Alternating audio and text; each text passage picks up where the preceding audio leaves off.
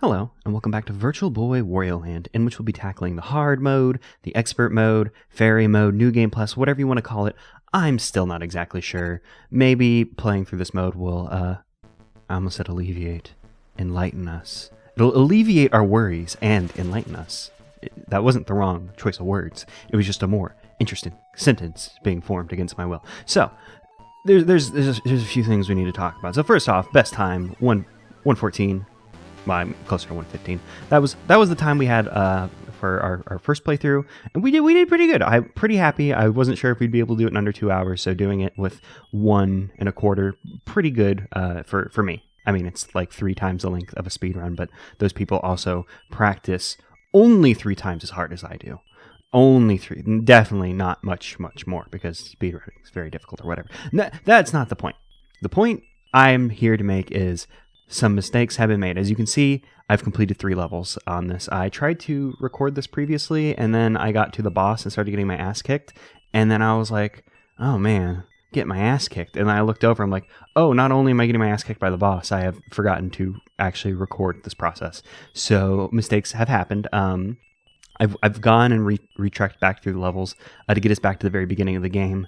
And I went ahead and game overed a whole bunch of times, totally on purpose, against the first boss. So we could not have treasures, and we could discover them together.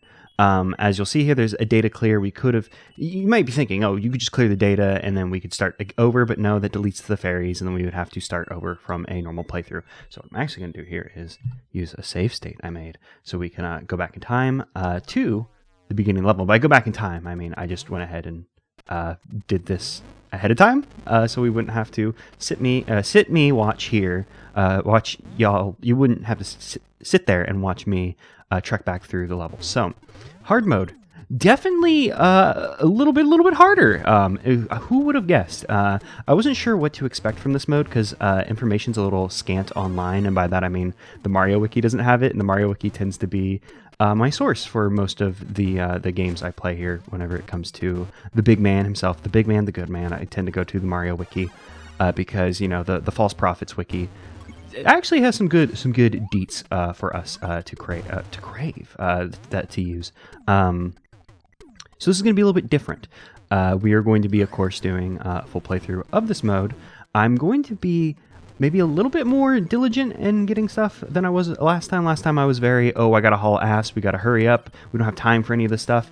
But we do. I'm not going for the under 2 hour ending for this one. It exists, but it isn't actually any different, whereas this has a different ending if you were to get all the treasures. I'm not sure if the money-based ones are also different. I don't think they are. Oh, shoot, the keys are going to be ready to be collected. Dang, I didn't even think about that. But oh well, it'll be fine. After level 3, everything will go back to normal. Then I won't have keys anymore, and it'll be fine, it'll be good. So as y'all can see, layouts have changed. They've added a lot. Well, the basic like geometry, which isn't the correct thing to say because this is a sprite-based game, but you know, the basic level layout is about the same. There's just more hazards, so there's, you know, spike balls thrown everywhere. There's more enemies thrown about. I believe I don't know if the enemies we see are too terribly different per area. I believe you see about the same enemies per area based on you know, the 3 levels I've already played through. It seems like the enemies are the same. It's just they've added more of them for us to contend with. So that'll be an entire thing. You'll also notice that the treasure changed. I don't believe it was a Tanuki previously, and I am going to go ahead and come in here and do some mini games because hot damn do I need some lives, because we do not want to game over in this. And as you can see, I have 0 lives because I may have died a couple times going back and forth trying to get to the very beginning of the game, because it turns out backtracking through a level when you haven't played a game in like 2 weeks on the hard difficulty that you've never played before, not all that easy. Who would have guessed? I would have never guessed, but I guess very few things, very bad at it. Please give me that diamond. I would love these extra lives. I do crave these. I accidentally said crave earlier, but the cravings for the extra lives are there. I do need them, do appreciate them. So we'll be probably seeing this mini game a couple times. I suppose we could play the coin mini game to get us some more money, and then we could play the heart mini game after that. That might be the smart thing to do to maximize the amount of lives we're getting. I mean, I guess we could end up losing our money during the heart mini game, I'm also not sure if there's a quick way to traverse the levels. Like, you can see the map on the side, but you do have to replay through the levels again and like make your way back. There isn't, like, to my knowledge, a quick level warp. Maybe when you get further in the game it unlocks. I don't think so, because I've never noticed a change, but I tend to be a little anti-observant, and by that I mean more hyper-observant. I'll observe certain things and other things I won't. And other times we'll get, I don't know, let's say 6 minutes into a video. Before I also mention a thing I'm very disappointed about. If you'll remember at the end of the last video, I was like, haha, we're going to be playing this in Virtual Boy red hues and no one can stop me, and I threatened y'all, and it was very bad. There were several police reports. I'm so sorry. I'm making up community service. But as you can see, I didn't follow through on that threat. And the reason is because I couldn't. So the emulator I'm using, my Metafin, however you would say that, my emulator doesn't need a freaking excellent name. That's what it stands for. It's just like one of those does all the emulators things, and you just pick whatever core you need. It does handle like custom color palettes, and it has a setup for the Virtual Boy, but I could not for the life of me figure it. Oh wait, why did I not throw them? Didn't throw the way I wanted to, but it did eventually throw, so that's fine. Couldn't figure it out. It needed like a hex edited file with the color palettes, and I was like, oh, that's easy enough. So I went and put it together, and then once I had the color palette in the palettes folder like it had requested, the game wouldn't run anymore. Like, it just would not open up. So I don't know if I was doing something wrong, if maybe the color palette system wasn't finished. I'm doubtful, because it doesn't have any mention of that in the documentation. I tried looking it up online. Oh, the key used to be there, I believe. Oh, I don't have ground pound, so I can't come in there. That's a shame. A bunch of masks come in here for us to just go ahead and just murder. They're facing the wrong way. I suppose I could have grabbed them and thrown them into that the cloud, and then we could have gotten some coins. That would have been nice. But you know, I'm still not thinking about it. It's fine. It'll all work out in the end. We'll figure it out together. I guess I could go back for those hearts, but it's whatever. I said I would be doing my best, but that was probably mostly a lie. I'll be doing my best. I believe that we weren't able to get into this room in the main part of the LP. I think I didn't have the strong boy ability and just kind of overlooked it and then mentioned, hey, there's a extra life in there if y'all want it. And then just we never went back for it. But now we've gotten it, so the wrongs have been righted. You're welcome. Is there a thing? There we go. Felt like there'd be a thing hidden here. Jump pad. Not sure what you should call it. I think they're called jump pads. I think I was calling them jump blocks last time. I saw it on the Mario wiki at some point. I don't remember though. Memory, as you are very unfortunately aware, not my strongest suit, and I probably could have gotten the background back there and gotten some extra coins. Wasn't thinking about that. You know. It's whatever. Like I said, I'm doing my best, so we'll continue.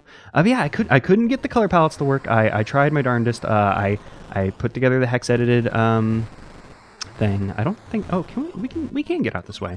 For some reason, I thought this was blocked off in this version of the game. As New Game Plus, I mean, whatever we should be calling it. Maybe we'll figure it out. Maybe in the yeah, we can get out that way. Cool. Maybe like in the end screen, it'll say something what we should call it. I'm not entirely sure. I think it does say something about like you're a good player or whatever. So maybe this is good player mode. I think it's master player. So maybe this is master mode, master player mode, where all the master players come out. Now, I was gonna grab that bullhorn. As being Bull Wario would be very good. I would like to ground pound and then come and get these things. But we're about to be going into a water section. And water section's much easier with a dragon power-up, so we'll just continue on with the sea dragon, make use of it. So yeah, it was a shame that I couldn't change the color palette like I wanted to. I probably should have gotten through that sentence a little bit faster. Wow, exactly 200 coins, that's nice. Because what I wanted to say was, I figured out how to replicate the effect in my video editing software, and I was like, oh man, like I can just change the color palette of this game very easily in post. But I figured that wouldn't be fair to force the red on y'all when I'm not watching it. Oh, if you hit the bats, you lose hearts. That makes a whole lot of sense. And then I'm guessing that the diamonds are safely banked, since they don't add to our register. They seem to just go straight to our lives. So don't hit the bats. That's probably pretty obvious, but oh, yep, it didn't happen to me until now. Damn. So We got nothing off that. We got like, what, 1 life off that? That's unfortunate. 200 coins. Probably not worth 1 life up. But it does mean I've learned something, and I will be more careful in the future with those things. I'll probably try to time it out a little bit better, be a little bit less impatient. Oh, there was a dragon crystal in here. Of course there was. I totally forgot about that. That's fine, though. It'll be a nice thing we can run back to if I biff it in this room for whatever reason. You never know. Biffing, always a possibility. But since I couldn't, since I can't see the red, I wasn't going to make the default version of this video be the Virtual Boy Red. I'm sure I put it somewhere in the description or put a thing on screen or whatever. I mean, YouTube has like weird little things to like, hey, there's a version of this video that you can see. But I don't know. YouTube's always removing and adding features. It's hard to know what will be available. So there's a thing in the description. I probably put something on screen mentioning it. A red version of this video, if you are very brave and powerful, and I wish I could be brave and powerful like you, but unfortunately, I cannot play the game with post-processing effects. I guess I could have tried to play around with OBS, the thing I use to record video with, and then just played off of that. That probably is a bad idea for a game that I'm probably going to have a little bit of difficulty. Oh, hey, you can blast these guys with fire. I never thought about that. Are they just like, when we blast them with fire... Let's wait for him to come out to chomp. Blast him with fire. Nope. We're too out of range to blast him with fire. We'll have to wait for another one in a convenient spot like that one. Because I wonder, whenever they're in that stun pose, if they're safe to progress, traverse, like once they come out. Come out? Nope. Please come out. Yeah, there we go. Now it's stunned. Okay, you can't traverse it when it's stunned, but it doesn't hurt you. So that's good to know at the very least for the future. If for whatever reason we decide we want to, I guess, stun one of those guys, we panic. And by we, I guess I mean I, as always, because I'm prone to just panicking and such. And these guys do scare me a little bit just because I tend to feel like I'm not going to be able to get past them. I mean, we'll work it out. You know, if we get hit, there's plenty of power-ups strewn throughout this game. I feel like this game's pretty generous for the most part with its power-ups, which, I mean, I guess it'd have to be since, you know, from max powered-up status, you immediately go to small Wario, and then from there you're dead. So they probably have to be a little generous with power-ups. Oh, I thought that'd get me. The buzzsaw chainsaws are different. Chainsaw sharks are interesting. Swimming through this level in reverse was a little difficult, and I'm probably just going to keep killing them with my sea dragon, unfortunately. But I learned that you can kill them in interesting ways. Like, if you were to bump them into one of these, like, sea urchin spiky things, they die. If you hit them from the bottom, like, you know, if you hit them in their soft tummy, they die. So oh, damn it. There are multiple ways of dealing with the chainsaw sharks, and I just found that interesting. And now we just need to be very careful to get past these, because they've added so many of these little sea urchins in here, and now it's difficult to get by. And I don't think small Wario can break the blocks. Oh, actually, those blocks are cracked, so maybe small Wario would have been able to break them. Luckily, we can just come back here, get a power up, and it'll be all for good, because we do need to go off to the left to get the key, which, you know, we no longer require because of the accidents I have performed, sins, deeds, words. No, it's words and deeds.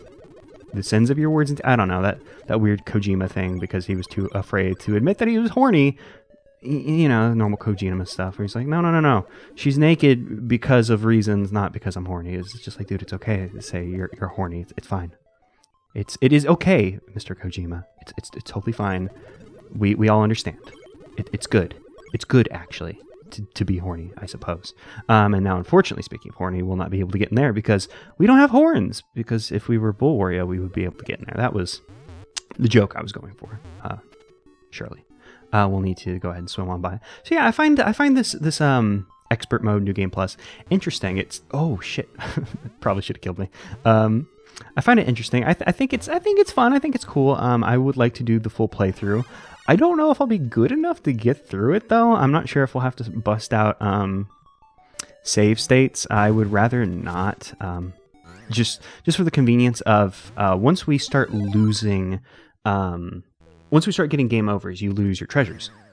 And I believe you lose them in order of like most recent, which is convenient in terms of If you game over and lose something, you should run back and get it immediately, because there doesn't seem to be a quick way to like take this elevator straight back to like level 1. So if you were to just keep losing all of your things, you would just basically end up having to play the entire game again. I mean, I guess, like, as you can see, like, you know, the keys would already be collected, the bosses would be already beat. So it's not like the end of the world. It's just not perfect or good or great, just like the world. But I mean, you know, we expect more out of our Wario lands than we do of our home planet Earth and the countries we inhabit. You know, we expect nicer things. You know, this is a world where the Amazon River or Amazon forest wasn't, you know, burnt down because, you know, some cattle people were like, no, we want more land for cattle, and capitalism is good, actually. No, this was a land where Wario came and smashed capitalism because he stole all the money, and God bless his soul. Thank you, Wario. You're doing a great service to us. So I'm not sure. I'm hoping I won't have to do like save states and stuff, because I would like to just play it straight and be like, yeah, I'm super good. Also, I guess this guy won't be here. I didn't think about that. I don't feel like this guy was a little bit quicker. Like, I remember him moving a lot faster. Like, it's been like 2 weeks at this point since I played it. I remember him being a lot faster, that weird little like guardian thing, stopping us from getting in. But aside from being quicker, I don't think there was much of a change now. Here is a definite change. So we can see the spikes on the side of the arena. Also, he attacks a lot faster now. I had a hard time avoiding his attacks previously, but he attacks so quickly. I figured out the kind of secret to avoiding his attack is to jump off to the side of the arena, because he doesn't seem to be as good at tracking you. Like, if I were to just run through here, he seems to attack so quickly, and he tracks, like, his attack homes in decent enough that, like, it seems to, like, normally get me. So I find the secret is he can't really get us. I'm not sure if it's just the way I'm jumping over there, but I just feel safer in that corner, trying to get away. Now, like I said, at some point in the last, I don't know, like 20 minutes, however long we've been recording, I had to game over to this guy a couple times to reset all our treasures so we could explore and get them together, even though I guess I didn't ultimately end up getting the keys. I went for where the keys were, so it's fine, actually. So I actually had a little bit of practice against this boss, but I had a hard time against this boss. Like I said, like, in the original version of this recording, I was getting my just ass whooped by dinosaur fish, and to the point where I was like, oh geez, like I don't know if I'll be able to do this mode. And then that's when I noticed it was not recording. But now we've overcome it. I had a little bit of practice, so it's fine. So I probably was just in the wrong headspace, doing a bad job. But now I've done a good job, and everything's good. We can collect this very nice Sailor Moon-esque key. Sailor Moon's definitely...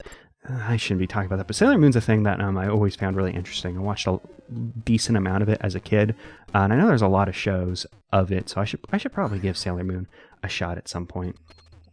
Because I don't know. I have friends who are big Sailor Moon fans, so I should probably just talk to them and be like, which one watch when good series? Yeah, the entire point of that was I saw a key with a gem on it and thought, hey, Sailor Moon seems cool. So that was the entire point of that. And also, I said earlier maybe we should use the money game to up our money before we come into here. But I'm actually, in retrospect, don't think that will work, because I believe whenever you spend your money, it goes into your like overall account as opposed to being like our total at the bottom, which we can spend on these gambling games. I suppose we can try it because we're going to have a little bit of leftover money from these modes. Like, we'll be able to play through this at the 300 level one more time. Then we can play it again at the 100 level and start upping our money, our lives count, which is exactly what I want to do to stop us from, oh yeah, shit, you can only play it one time. I didn't even think about that. Okay, well, that's fine. We can come in here, we can just gamble some money and see what happens. I believe I've totally forgotten how this works. It's been a long time since I've recorded it. Oh, hey, they even show you which one was right. Now, I'm not entirely sure how this works, if there is a pattern to which ones are going to be right. So I'm just going to apply my same, like, train of thought, my same logic from Wario Land 1, in which I'm just going to go ahead and just hit whichever one's closest, hope for the best. And I probably should have stopped while I was ahead, because we hit that, like, big jackpot. I'm not sure if we were able to... Oh, no, it does add to our coin count at the bottom. So you totally could come in here add to your count and then go into the heart game to play the 300 level, which we probably want to be doing every single time. I might start cutting out those mini games, which will be nice, give my voice a break. I mean, y'all have seen them too. We'll just go ahead and skip the cash count. And also you can see the time. I hadn't mentioned that, but like, yeah, I put like 30 minutes on the clock, playing through, getting my ass beat by the boss, and then having to backtrack when I realized, like, oh yeah, we're gonna have to redo this for the video. Oh, weird chicken with a spike, and it loses its spike whenever it gets injured. That's interesting. I suppose I should have thrown it into the cloud. You know, maybe eventually I will remember. Oop, I got eagle. I kind of wanted to do the ground pound. Yep, I wanted to ground pound the thing to stun stun these boys. Unfortunately, the brain and the hands were not in sync enough to make this happen, and it was fine. And also, I should have fixed this recording setup, because like I said, I'm playing this with the left view and the right view, like split between the two different screens essentially. So sometimes I get a little confused about where the actual edges of the screen are. Oh man, I got a little spooked there. That's fine. I got spooked. It's okay. You know, sometimes you get a little spooked, but it's fine because we can come back. We can get another shot, getting some power ups. It's good. You know, we take a little breather. It's fine.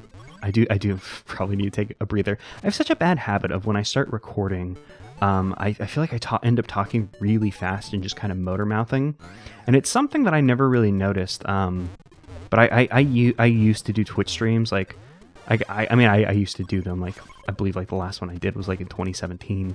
But I remember like a couple of years before that, I don't know the exact time frame, but around when I like had first started doing Twitch streams, at one point I did a Twitch stream and like some like, you know, randos came into it, because, you know, I don't have like a terribly large following, but I do appreciate all of you, and I actually like it better that way. It's been kind of weird at those pizza tower videos I've been doing. I've been getting like pretty good views, especially for my standards of video stuff.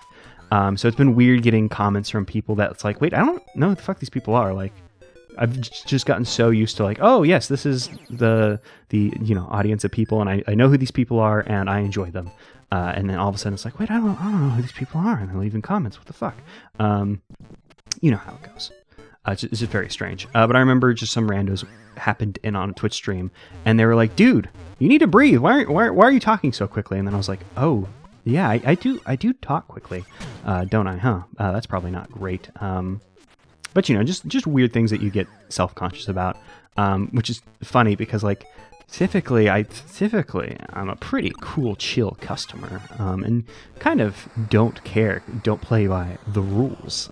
So it's just strange the things that you do take to heart, and then are like, oh shit, wait, no, I'm talking super quickly. And I just noticed that chicken's face, and it had a very Garfield-esque face, not like Garfield as in the cat, but I guess as in Jim Davis's art style. Looked like it could be a one of Garfield's farm friends, or whatever that show was called. I don't remember. And I do want to hit this block just because I can. And we are going this way because we did not go this way previously. I ignored it because I was like, the other way is faster.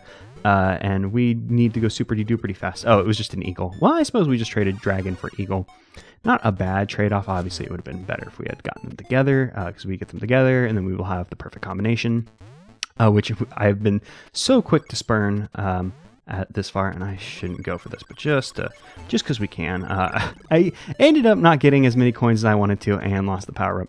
Wasn't smart to do. I knew it wasn't. I went for it anyways, and that's my defining characteristic. I know it's not smart, but I do it anyways, and those are definitely spikes down there. So this is interesting. We have the option of destroying the platforms we need for financial gain, I suppose. Like, I mean, I guess it's a Wario Land game, so it makes sense. That's like, hey, you can choose to have a cool platform that you need to stand on, or you can have a bit of cash. I suppose that's a pretty standard video gamey thing. Oh yeah, shit, we need to get the treasure. I had completely blanked on that, because I was like, yeah, we'll come this way, and not worry about the other way. I suppose we do ultimately need to go the other direction. I mean, we won't have to traverse the entirety of the direction, but once we get to the end of this, we'll have to still go and see what's crack-a-lackin' with the other side. But you know, it's fine. We're seeing a direction that we didn't see previously, since I wasn't like very exploration prone in the I was going to say the first episode, but I suppose this one would have been in the second episode of the LP. And I believe I ended up doing some more exploring. That's when I realized, oh, we're going to have enough time to explore. Well, I say realized, and that makes it sound like it was like a for sure thing, but it was more so I looked at how much time we were spending on average, and I felt we were pretty good on time. I mean, ultimately, I was right. I mean, I could have just as easily have been incorrect. So we'll just go ahead and forget why I was saying that at all. Yeah, I guess didn't do as much exploring as I should have initially, but it's fine because we get to rectify it with this mode. I lucked out there that Chirpy, for some reason I feel like that thing's name is Chirpy. But you know, why would I know things? Knowing things? What is it? 2019? No, it's the other one. The one that there's going to be all the vision jokes that people are going to make. Oh, King Dragon, I love you so much. King Dragon just saved my life, and I love you, King Dragon. King Dragon's so good. It's such like it's kind of overpowered, but like I feel it's overpowered in a balanced way, and I feel like that's a thing that I mean, it's hard to talk about since, like, I don't do fighting games. I don't really... What? Oh, I was trying to jump out, like, on the jump pad as opposed to just using a door. Whoops. When people talk about fighting games, like, you know, there's all this stuff about balance and et cetera, et cetera. I'm not a fighting game person. Like, I enjoy a Smashing Brothers. But even then, like, I can't get into, like, the inherently competitive nature of Smash Brothers because that's not really the part of video games I find interesting. Not the competitive aspect, I guess. I don't know. I'm just not a super competitive person. Like, I guess I do enjoy winning a game. Oh, are we not going to be able to actually make it from up here? Oh, no, we can. We'll be able to make this. I just need to jump good, because if we jump too high, we hit the spikes. If I don't jump high enough, we can't get to the umbrella. Oh my god, the ladders. I was like. I always have a bad habit of getting stairs and ladders backwards in terms of names, not in concept, obviously. And then I was like, well, I'm like, oh, I'm not going to say it. And then I was like, I was going to say ladder, and I was like, no, it's not ladder. So say the other one. Then I said umbrella, and then I said stairs. And I don't know. You know, brains are weird. We're all doing our best. There was probably a point. Oh yeah, balance and stuff. So don't really do fighting games, so I can't really talk about like balance. I mean, I guess it makes sense in terms of like, oh yeah, it's, you know, this thing shouldn't attack too fast or attack too good. You know, we got to make sure, you know, all the things are viable. I don't understand the means entirely of how you would balance. Like, oh, this person attacks for this many frames.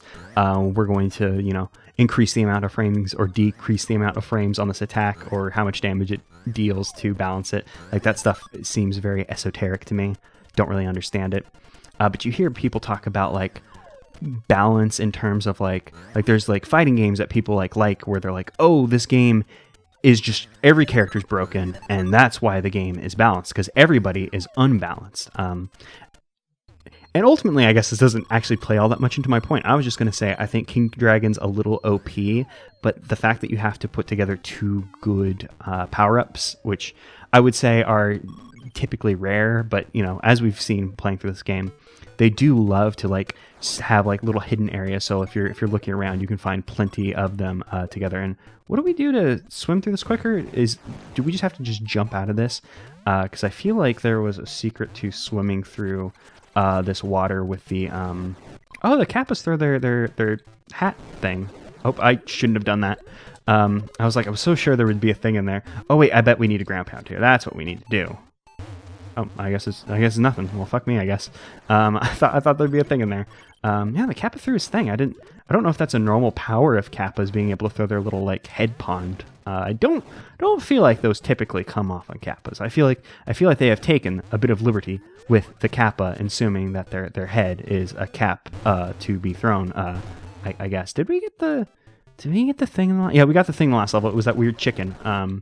Oh, we shouldn't kill these guys, because I think this was the room that we saw the cloud in, where I was like, oh, I don't think I've ever seen this before. And then Squawo, I'm so sorry, pointed out, I don't know how to say it. It's on screen though. I was like, I've never seen this before, but maybe I did. Maybe I saw it in the stream. I'll never know. And they went all in on the own. Oh, the frogs can kill themselves. Speaking of cell phones, they went all in on the own. Found the moment in the stream where I saw them. and it was like, oh hot damn, I love an own that requires dedication, even if I'm the one who is being owned.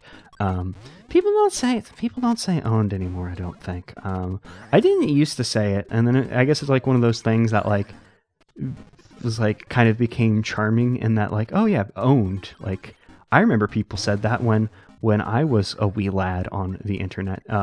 Like one of those things, some weird, I guess, nostalgia for a phrase, and then just, you know, maybe saying it ironically once and then going like, oh wait, no, I like this. Like this kind of like, you know, like what else would you say? Like, oh, you were owned, you got served. Like you got served, still very out of date. I don't know what the modern slang lexicon, whatever. Lexicon? I think lexicon's the word. I always say the word lexicon and then I get nervous because I'm like, I don't think I'm using that word right. But I think lexicon's just like your vocabulary. I think it's just a fancy word for vocabulary. That's the way I filed it in my brain, and I think I'm mostly correct about that. Probably a little bit incorrect, but that's fine because I'm used to being just a little bit incorrect at all times, and we don't need to worry about this. It's probably an eagle power up.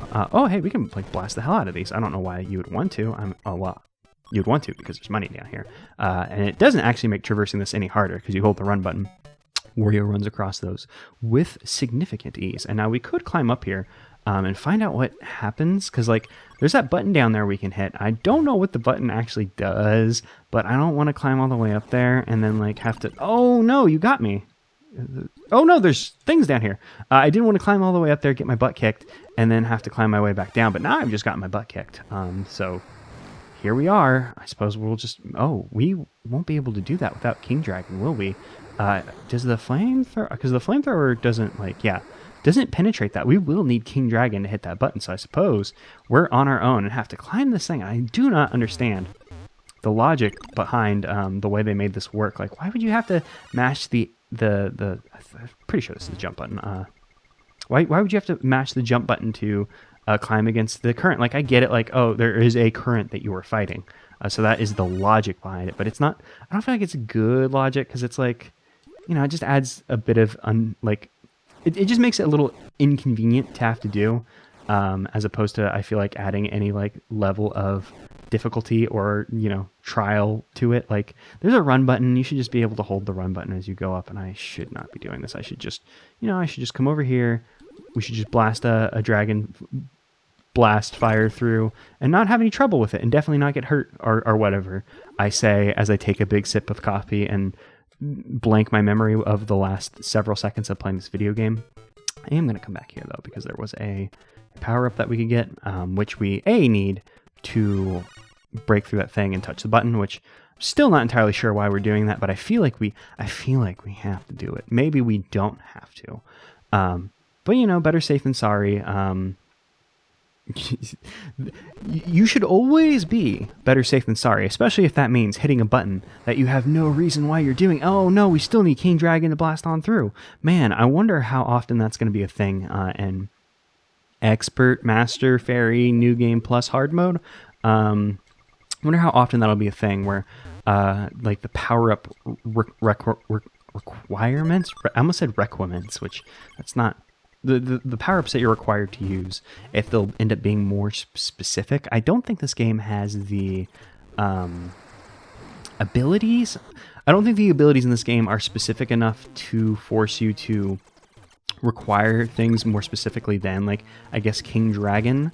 Because, like, you know, if we need fire... oh, damn it. If we need fire, it's either going to be, you know, such a specific way that we need King Dragon to blast on through, like we've been saying, or, you know, any fire will do. It'll be fine. As for, like, ground pounding is, like, the only big thing that, like, Bull Wario can break certain blocks that, the normal, big Wario can't do. Oh, when the Kappas hit the water, they become like a normal turtle and like kind of swim away in defeat, I suppose. We cannot break on through, so we'll just throw you into the water and see you do your thing. You become a normal turtle, swim away. That's cute. Oh yeah, I was like, that's probably going to go bad. Luckily it did not. Yeah, so I don't think that this game has, like, the power-ups have enough nuance to require, like, a point where we'll need Bull Wario, since, like, the big blocks that like Bull Wario, like I assumed only Bull Wario could do. Other power-ups can do as a break as well. Like, you know, Sea Dragon can break shit with its fire. Oh, hey, there is a King Dragon power-up in here. That is actually pretty convenient, and the way that boxing glove thing kept bouncing was making me nervous. And it just respawns its little thing. That's weird. It doesn't have to like come back to it. And let's just get out of here without getting hit. I was so sure we were going to get hit, but we didn't, so that's good. You know, multiple, like King Dragon, Bull Wario, both ground pound. I guess the Eagle has that jet boost thing that King Dragon can't do, since it gets replaced with the fire breath, which makes me think about that one moment in the normal playthrough when there was like the big string of coins, and I was like, oh, I wonder how we get those, and it, you know, ended up being like you needed, oh damn it, you needed King Dragon and like a very like, or you needed Eagle, because you would fly with Eagle and then like jet boost across the way.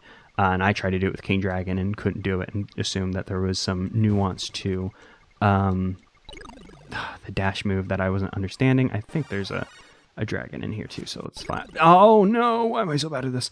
There is a dragon in here, but now we're Sans Eagle. Sans Eagle, not the cool Undertale character that you've all come to love. Sans Eagle is a new one. My character, my property, do not steal, etc., etc. Hopefully we can find an eagle in here so we can hit that button, which is funny because at first I didn't want to climb all the way up here, as I was saying, and then I distracted myself, as I am wanted to do. Didn't want to climb all the way up here, just, you know, to probably get my ass kicked, and then we would have to redo it. Oh, and we can't push this button. I wonder if we can't push this button because we need to ground pound, or if it's because we need to hit the other button first. Yeah, I didn't want to climb all the way up here, only to get my ass kicked. But now we have to climb all the way up here. Is there really nothing up here? I think there'd be like a power-up or something. I mean, there's a neat little graphic we can see, like some kind of like cave with lanterns at the top of the waterfall. But oh no, no, I was gonna say no power-ups, but I suppose we do have access to something to help us break on through, etc. That's not the power-up I wanted. I need an eagle, but I think we may be out of eagles for this level, unless there's one hidden in here that I have forgotten about. Not entirely sure. So I suppose we'll just come in here and hope for the best. I mean, I did die in here previously, and if I do die, I mean, I could always just die again, spend a life, and then we'll have access to, you know, the ingredients for King Dragon. It won't be that big a deal. You can't. Well, I was gonna say you can't hit me down here, but I don't know if the thing falling hurts us or not. Well, I wanted to pick it up and throw heat at him, but that wasn't in the card. So unfortunately, I guess we'll just come down here and see if we can find the stuff we need. I don't think there are any... Well, I was going to say, I don't think there are any power-ups left in the level. That doesn't matter because I did bad job at platforming. I managed to do that without getting hurt. I wanted to take a drink of water before I did that, but I just started autopiloting, unfortunately. But I mean, it's fine. I'll figure it out later. We can come in here and we can push this button. I'm guessing what pushing that button does. Before, I thought that button made the platforms appear on the waterfall, because I didn't notice them previously when we played it the first time. But they do seem to just still be here. So I'm guessing the ultimate purpose of pushing that button is to activate the other one. I'm so glad that stupid fish, the bully, scary... Well, I mean, bull, it does have a... you know, it does have horns, what I was saying. Bully, as in it's scary and it bullied me. I guess it also reminded me of the bullies from Mario. Mario 64, I believe that's their first appearance. The bullies, which also do have bull horns. So, I mean, that's probably the idea behind the name. Like, haha, they're bullies in that they are bullying you, but also they've got horns, which isn't a unique thing at all. Like, you've seen that before. I've seen that in other media, and I thought for sure I was going to bump into one of those stupid spikes. Luckily, it didn't happen. We're all good in the hood. We can continue onwards. And you know what? I'm just going to play it safe and just fly on out without grabbing that coin or that heart. I know it's a little bit cowardly, but that's fine. Sometimes you have to be a little bit cowardly in this life, and there's no shame in being cowardly. Because sometimes it just makes everything easier just to be a little bit cowardly. Now, you should be brave. Being brave is important. Crawling backwards, and a very important thing to show how brave and cool you are, because you're like, hey, I don't even care if I can see where I'm going. Here's my butt. which is very cool and brave. And yeah, hitting that button made this other button available. So that's the point of the first button, is to make this button available. It wasn't like you push this and then you activate things to teach you how to push buttons, which isn't really a thing you do too often in this game. It's just you push one button to make another button accessible, which is interesting. And that's, I guess, why they have the shared motif, to show that they're related. I mean, they also do the same thing. What the hell is that? I'm guessing it's a dress, but it looks like it's a patchwork dress. So maybe I'm incorrect. I don't know. Looks like a patchwork dress to me, which is an interesting treasure. It seems like patchwork dress seems like it'd be a treasure, and like the regards of like, hey, this is mad haunted. Like, this is very scary. Having this will attract the ghost of the person who was wearing this patchwork dress. Be careful. And speaking of being careful, just go ahead and swim on by without hitting any of the spikes. That would be very nice. And I'll go ahead and just swim out of here because I don't care to check what those have to offer me. Not even bothered in the slightest. It'll be fine. We can't swim across that, so I'll just, I guess, kind of just have to swim up, see what's in there. Oh, it's a dragon, which I don't really care, but I suppose we were forced into hitting anyways. There's coins, but you know, it's fine. I said I was going to be more thorough, and I lied to you. Well, I didn't lie to you. I told you I was going to do my best, and that's exactly what I'm doing. And now that we have the King Dragon, we can come in here and blast all these, which I believe I was unable to do last time. Last time I opened this backwards, I believe. Wario was facing the wrong way and threw the key in. I don't remember what made him do that. Maybe we just came at it. Oh, no, I should have gone in the other one, but I believe if I exit now... let's see. If I exit now, does the game close forever? Yeah, the game closes forever. And I don't really care too much about the money. So that's good to remember. You know, if I don't have enough money, go in the coin game first, and it'll be fine. We are looking decent on lives. I would love to stockpile just irresponsible. Well, I was gonna say irresponsible amount of lives, but having extra lives is actually the opposite of irresponsible. But just a gross amount of lives, like billionaires hoarding their wealth instead of ending homelessness and hunger like they very easily could. That's kind of what I want to do with lives at the moment, but you see the difference is I don't have the option to share the lives of my life in this game with anybody. I mean, I could share my life with somebody, but that's not what I mean. My lives in this game aren't a currency that I can share, and if I could, I would. And there's a system like that sort of, oh, damn it, I went too low to hit him. I got a little too, I was going to say too cocky, but I don't know. I actually got the opposite of too cocky. I was too nervous and wanted to deal with that boy from afar too strongly. Oh, we're so dead here. I wanted to deal with him carefully and ended up actually risking it for the biscuit a little too hard. Oh man, the screen scrolling right here is really messing with my brain because, like I said, like, you know, the left side of the screen for me is, you know, an almost identical version of the view, and I saw just, you know, something move slightly off screen, and it just threw my brain in a tizzy. I mean, it wasn't what got me killed. What got me killed was bad platforming, because I just do not seem to be able to land precisely on these platforms for whatever reason. Maybe we'll get to see what this level was like on the stream the first time I played it. I remember having a lot of trouble in this level. Oh, so something I realized about this game, which I guess I just screwed myself out of being able to show you. A small difference between this and Wario Land 1 that I feel is an unfortunate change is that Bull Wario no longer sticks into the ceiling of things. So whenever you're Bull Wario and Wario Land 1 and you jump into the ceiling and you're holding up, you'll stay stuck on the ceiling because you have horns. And I believe like you only use that, like mechanically, it's only useful once, I believe, in Wario Land 1. But it's just a shame to see it gone because it was a cool move. I thought it was a really cool feature, even if, you know, it wasn't useful all of the time. You know, it did get used at least once, and I thought that was cool. Oh, hey, does this tornado acts differently than the other tornadoes? I didn't realize that. It like kind of blew me up. I'm not sure if all the other tornadoes did that and I just didn't notice, or if this tornado just has different properties. Maybe I jumped in a strange way and I didn't understand. But I don't believe I noticed last time that the thing coming from the sky, I thought it was like lightning or something, but no, it was actually the tornado coming down and touching down. And oh, we got the scary mosquito enemies who will forever make me think of Rayman, because Rayman's like the only game I can think of with like mosquito enemies. I mean, I guess this game has them too, but you know, the one that imprinted on me was Rayman, even though I never made any progress in Rayman 1. Could not figure out how to progress in that game as a kid. I believe there were like collectibles he needed, and I probably couldn't find them as a kid, and then just blew it off. I mean, my first... I was about to say, I could just run over this, but I'm not actually sure if we could do that. Once again, I thought that heart was like the screen looping, but no, that's just my brain being so bad at this. I don't know why my brain is being so bad today. I never made any progress in Rayman 1, though. Probably just a collectible I couldn't find as a kid. Only version of Rayman 1 I played, though, was the Game Boy Advance one, which I believe I had played Rayman 2 before that, so I was very confused about the game, because I was like, wait, Rayman? Like, it didn't, like, dawn on my brain, like, oh, this is what Rayman originally was, and then Rayman 2 is the 3D platformer version, which, I mean, it was for the Game Boy Advance, so expecting a 3D platformer was, I can't actually, like, crouch jump into there. That was a little strange. I suppose now that we have the ground pound, our crouch jump is gone. That's actually a weird little difference. I wonder if the game ever capitalizes on that, because whenever you're, like, normal Wario, not small Wario, but like the Wario with the Explorer hat, whenever you crouch and you jump, you kind of jump into the air where like you're still kind of crouched a little bit.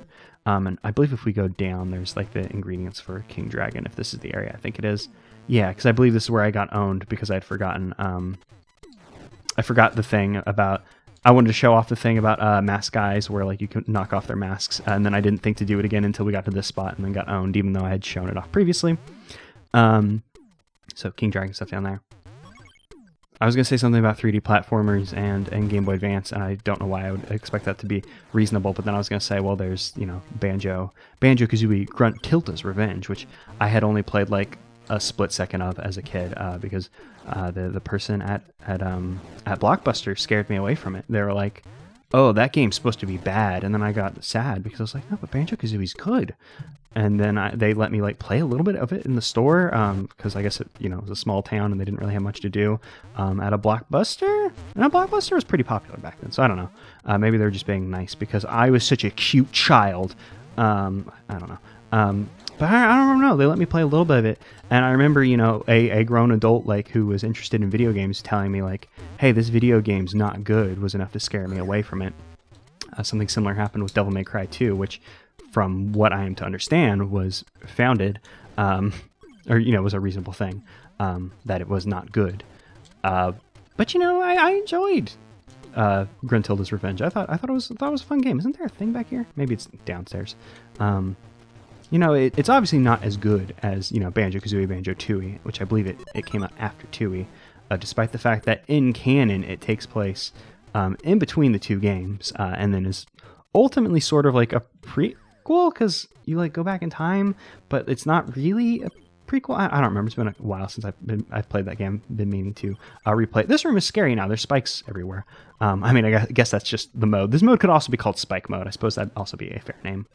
But I really enjoyed that game, so it was sad that you know, I got scared away from it. I mean, I guess that's not too different from what you see nowadays of like, you know, grown adults going on. It's just a rotten apple core, huh? That's the power-up. I mean, I guess that other power-up, or not power-up, the other treasure was probably actually a patchwork dress like I thought it was. You know, grown adults like going like, oh, well, this thing sucks. And then kids being like, oh, well, the grown-up said it, so I guess it's true.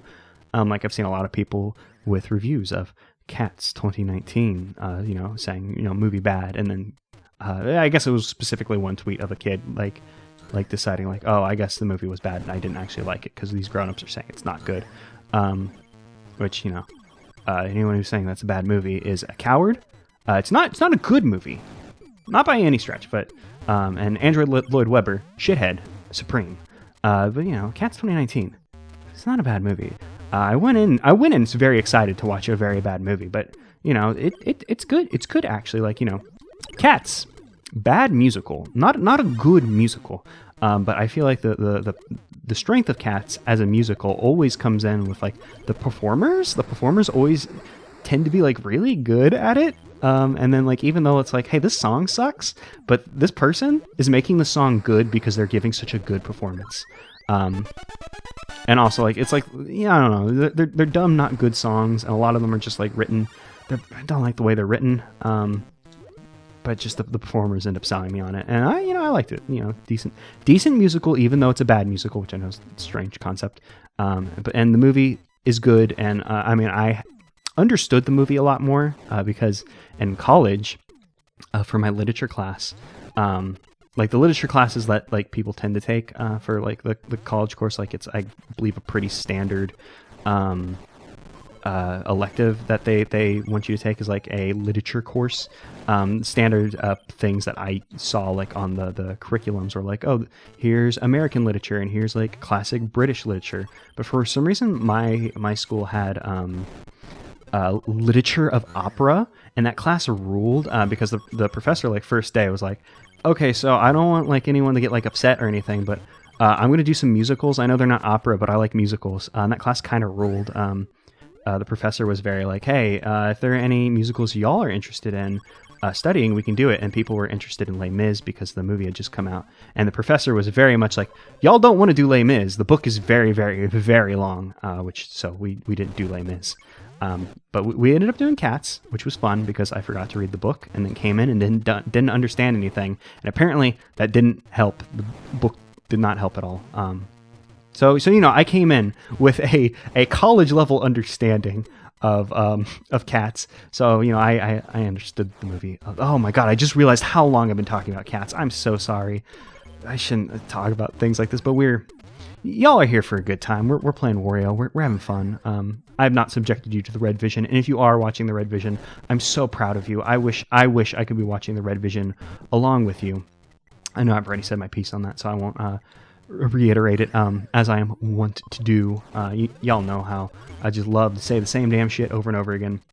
Keep talking about cats.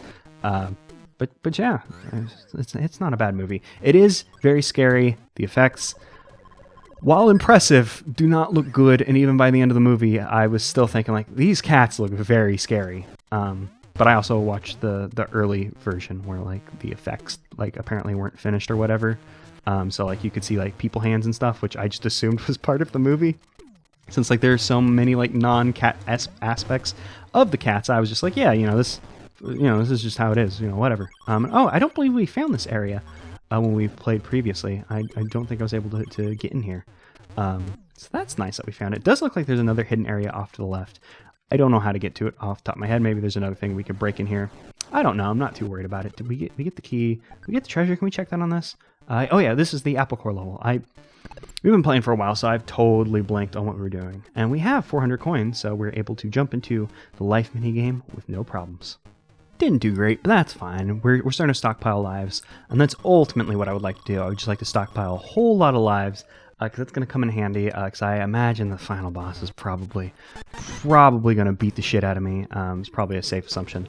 And oh yeah, we didn't get to see the Guardian earlier in this video, so now y'all see.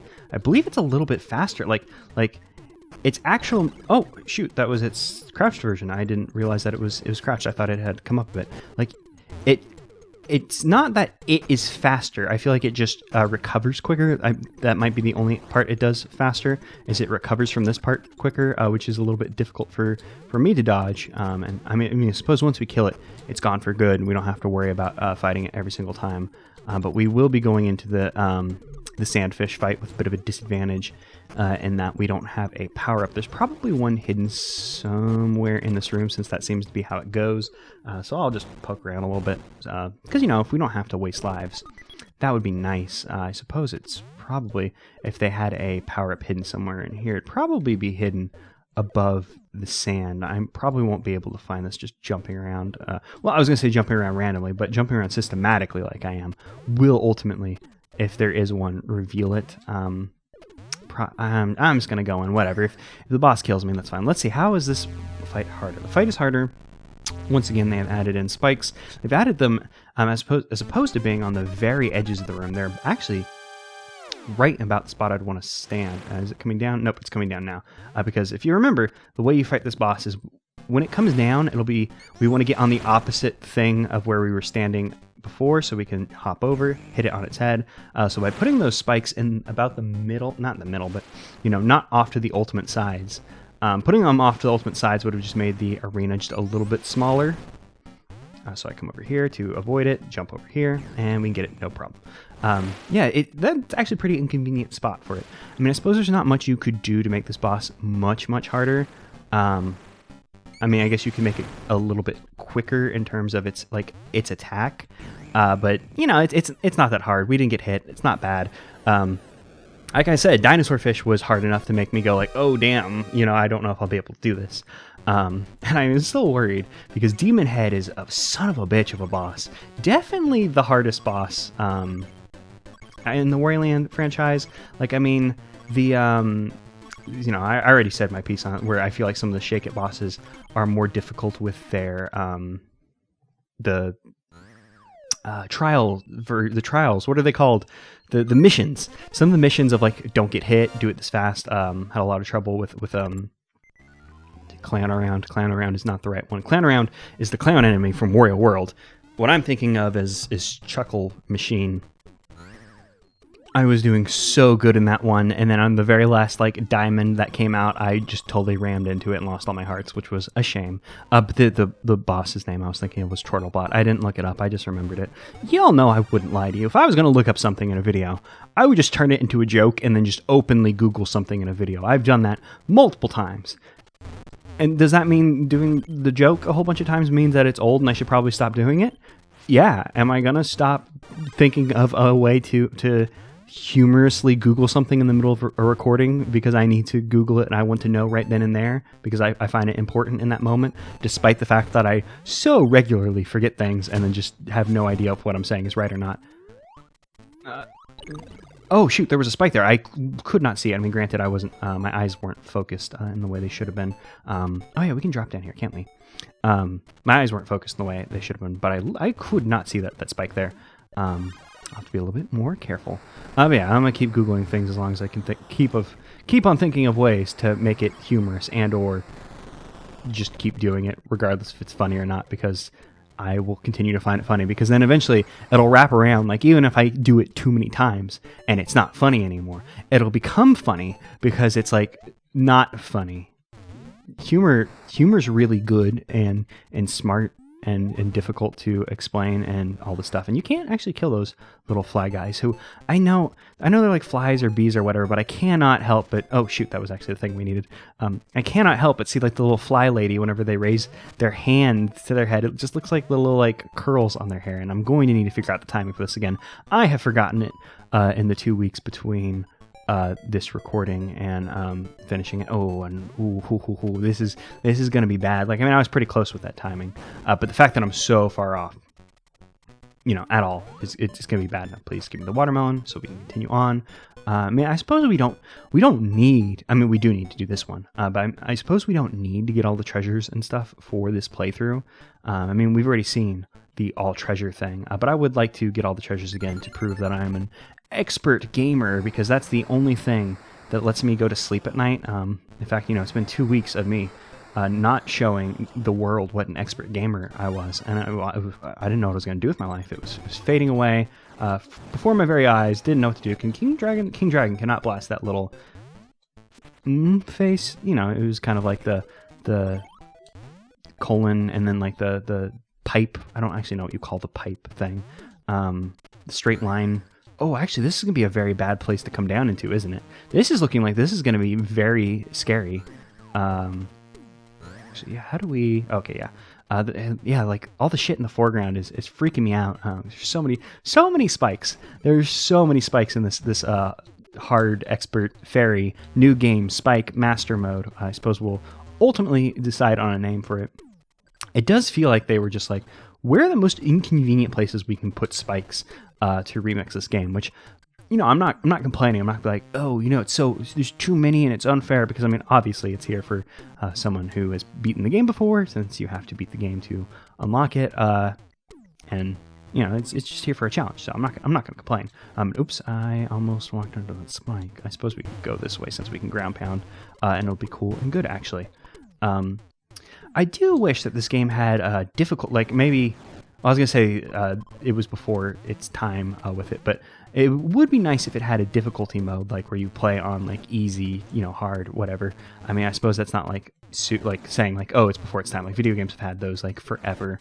Would have been nice though if it had normal mode, and then after you, son of a bitch, if after you beat it, it gives you the, the option to play on like a hard mode, as opposed to its current implementation of like, you just unlock it on that one screen. Like, if we could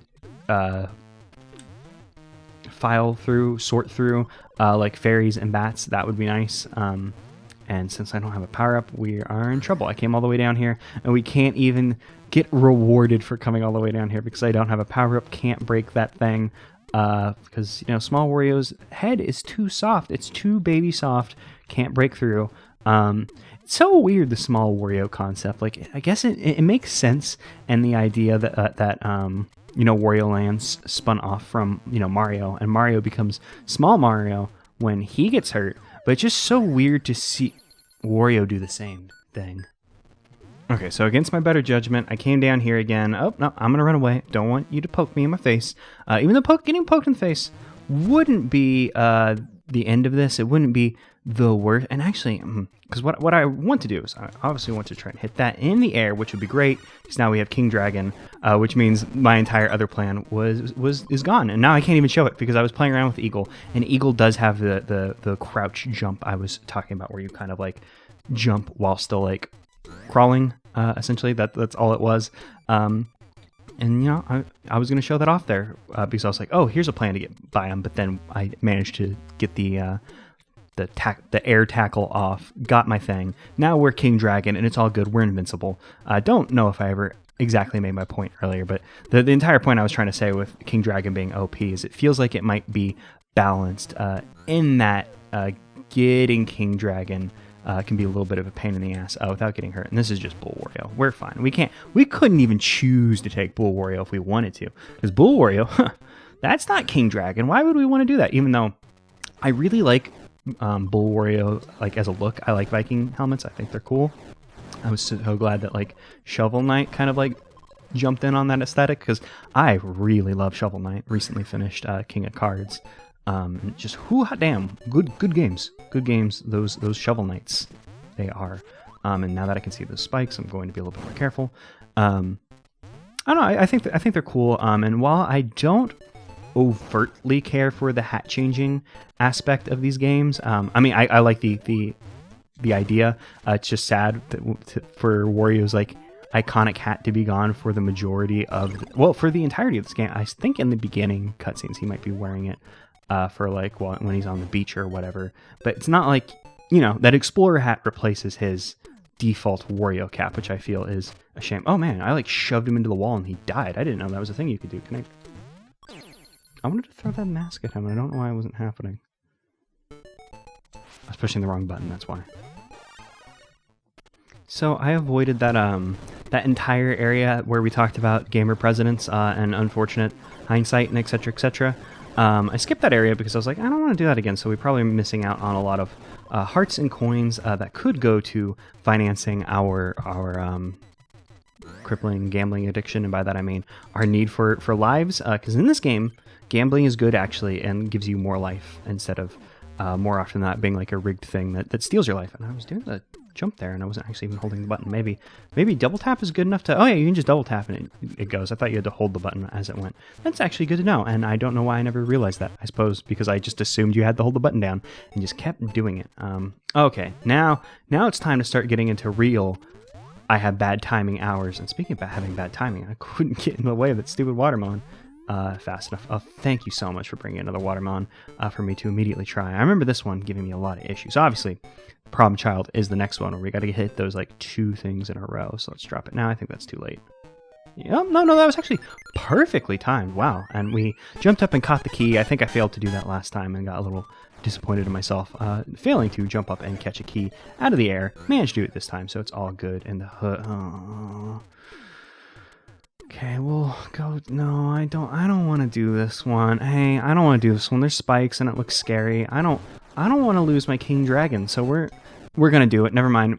I was like, I don't want to do it because I'm too afraid. But I said, you have to be brave.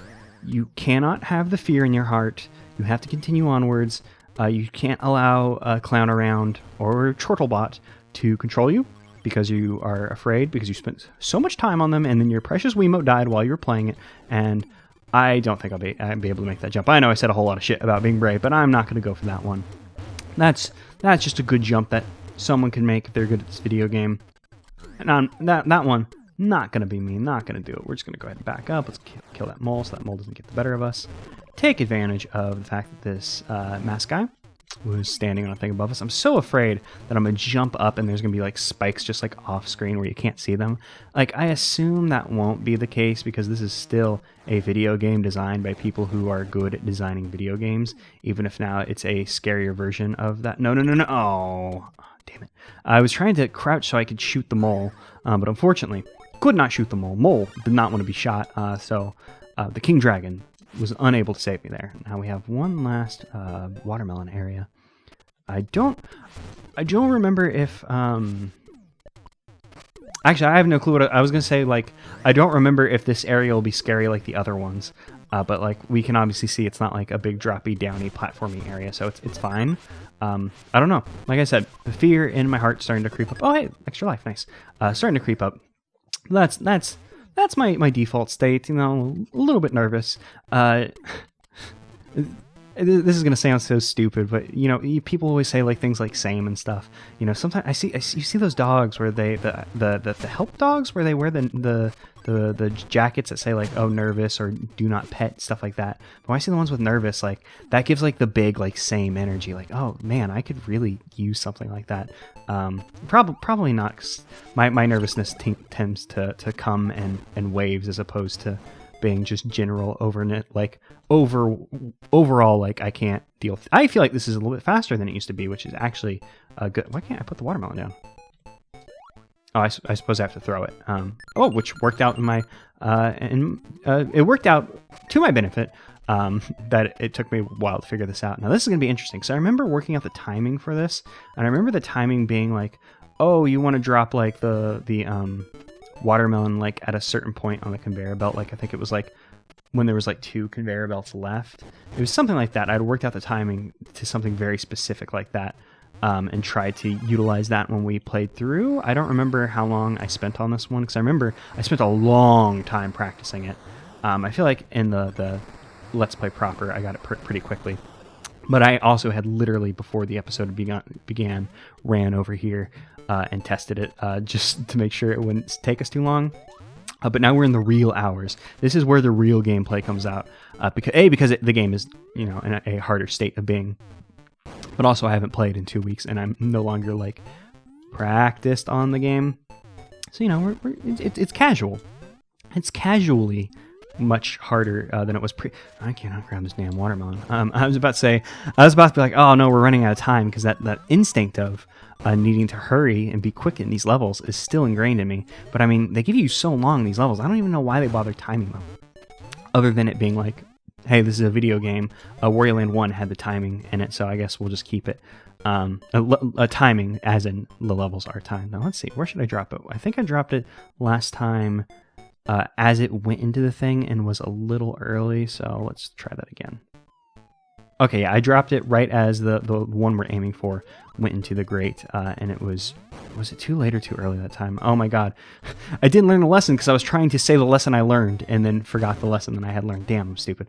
But also, I remembered that the point I was making earlier about Small Wario. Small Wario always just looks so weird to me. I mean, Wario Land 1, you know, wasn't my first Wario Land. Okay, it's late. That's what it is, so we need to do it earlier than that.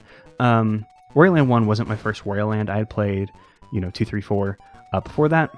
I didn't play Wario Land, like, in full. Like, I'd seen it before, but never had, like, played it in full until, like, the 3DS Virtual Console. I believe I've talked about this before.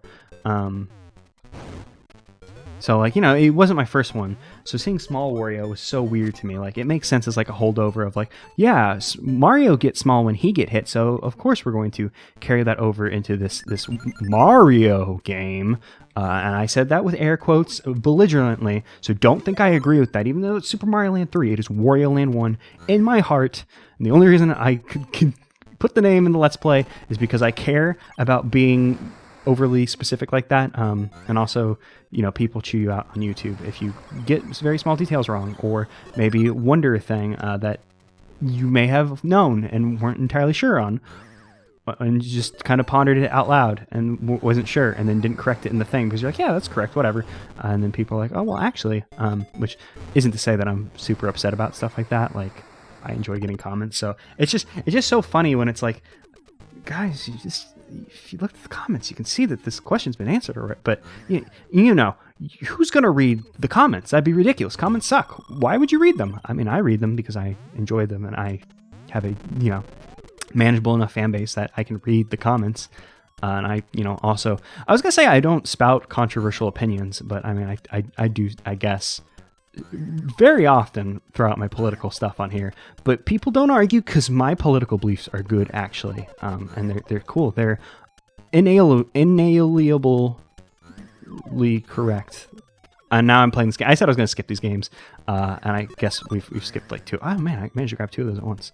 I need to be careful because these diamond bats are the ones that I keep bumping me head into. Since I found that if you are not careful, you can bump ye head into them. And kind of the secret to it, obviously you want to go up, you want to jump at them when they go up. Which actually, this is good training for the final boss. Now that I think about it, never really thought about it. I mean, to be fair, the final boss doesn't like bob up and down like that for like the entire fight. The reason the demon head is so difficult is since he like does that rarely enough that it can become a problem. Ooh, this is gonna be a freaking level. This is gonna be a problem, I think. Because there's gonna be all these like mini bosses and stuff, and now there's gonna be spikes. So maybe maybe we won't be super thorough with exploring the entire house, but I probably still am, even though we don't need to be. It's fine.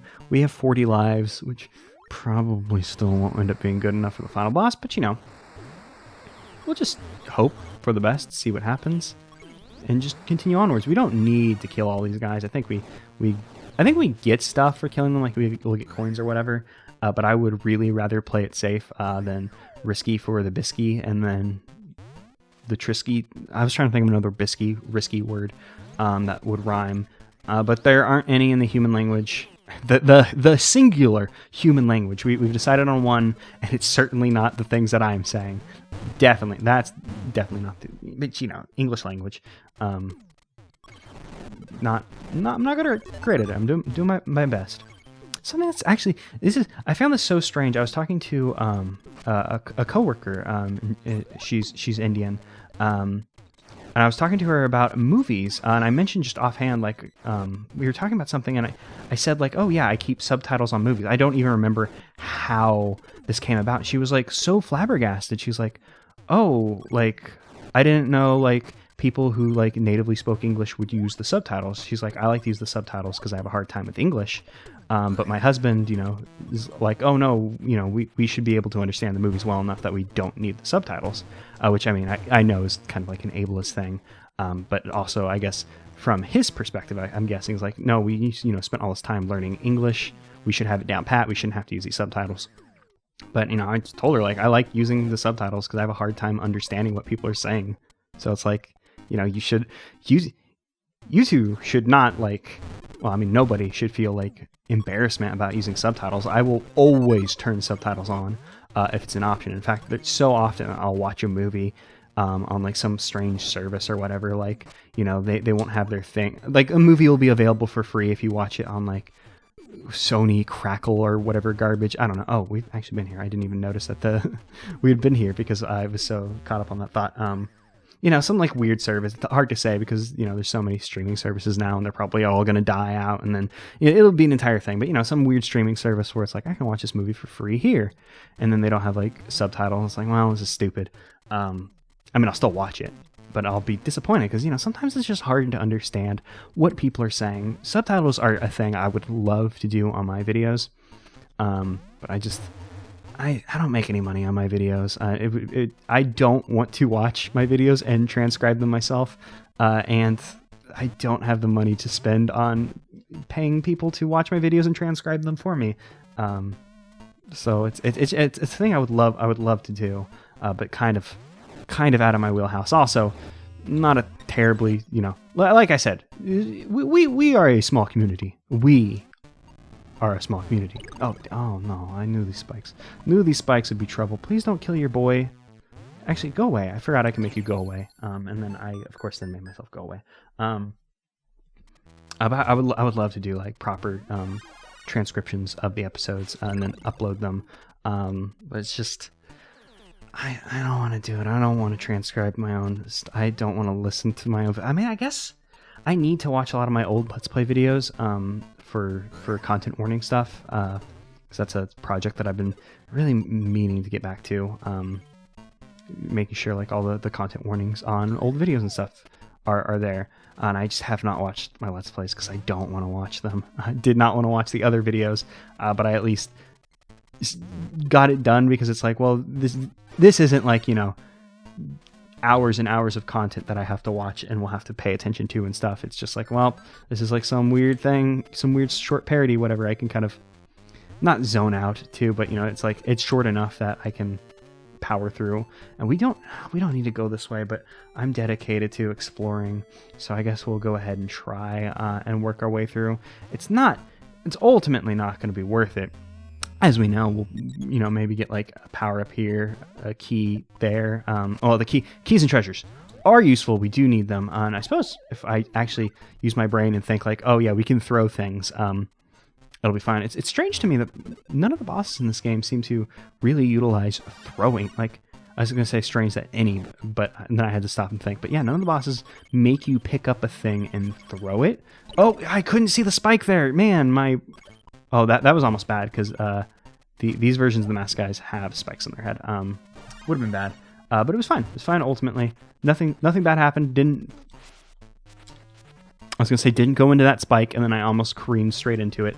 And then the circus happened, but it was fine.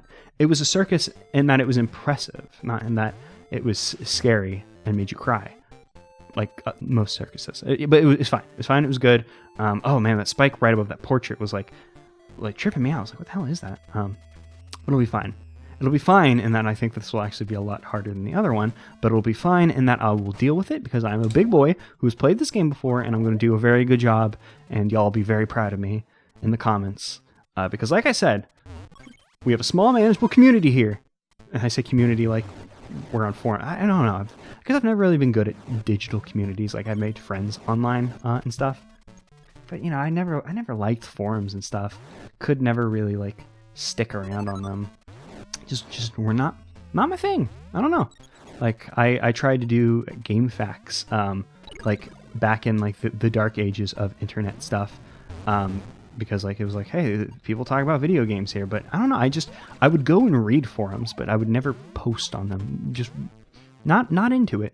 And then I remember like in the early days, like I used to be part of like internet parody groups. There was like a few friends who like, there were like 3 different like forums that people made, and then like I knew like people who ran like 2 of them, and I was like, well, no offense to y'all, but I don't do forums. I don't know. Like I enjoy having an online friend base, but I just cannot get into a forum thing. Like I'll do a group chat with y'all, but forums just I don't know. They just don't gel with my cool brain. And by my cool brain, I meant I needed the ability to ground pound or something to get into there, and that was a problem.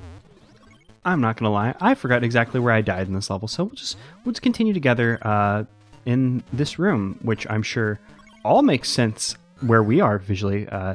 Yeah, okay, this is where we were. I remember now. I started a little premature, but it's fine. I remembered where we were. I had just forgotten where I died because I died another time. Not gonna lie to you, died another time. In between cutting away and then coming back.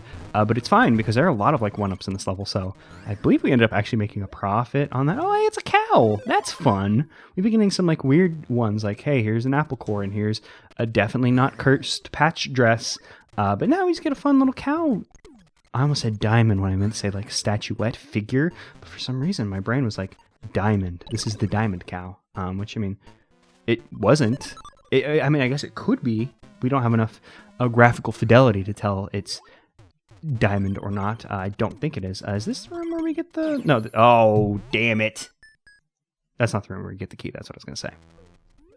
Okay, so back in this room that doesn't give us the key. I started to think that because I saw the...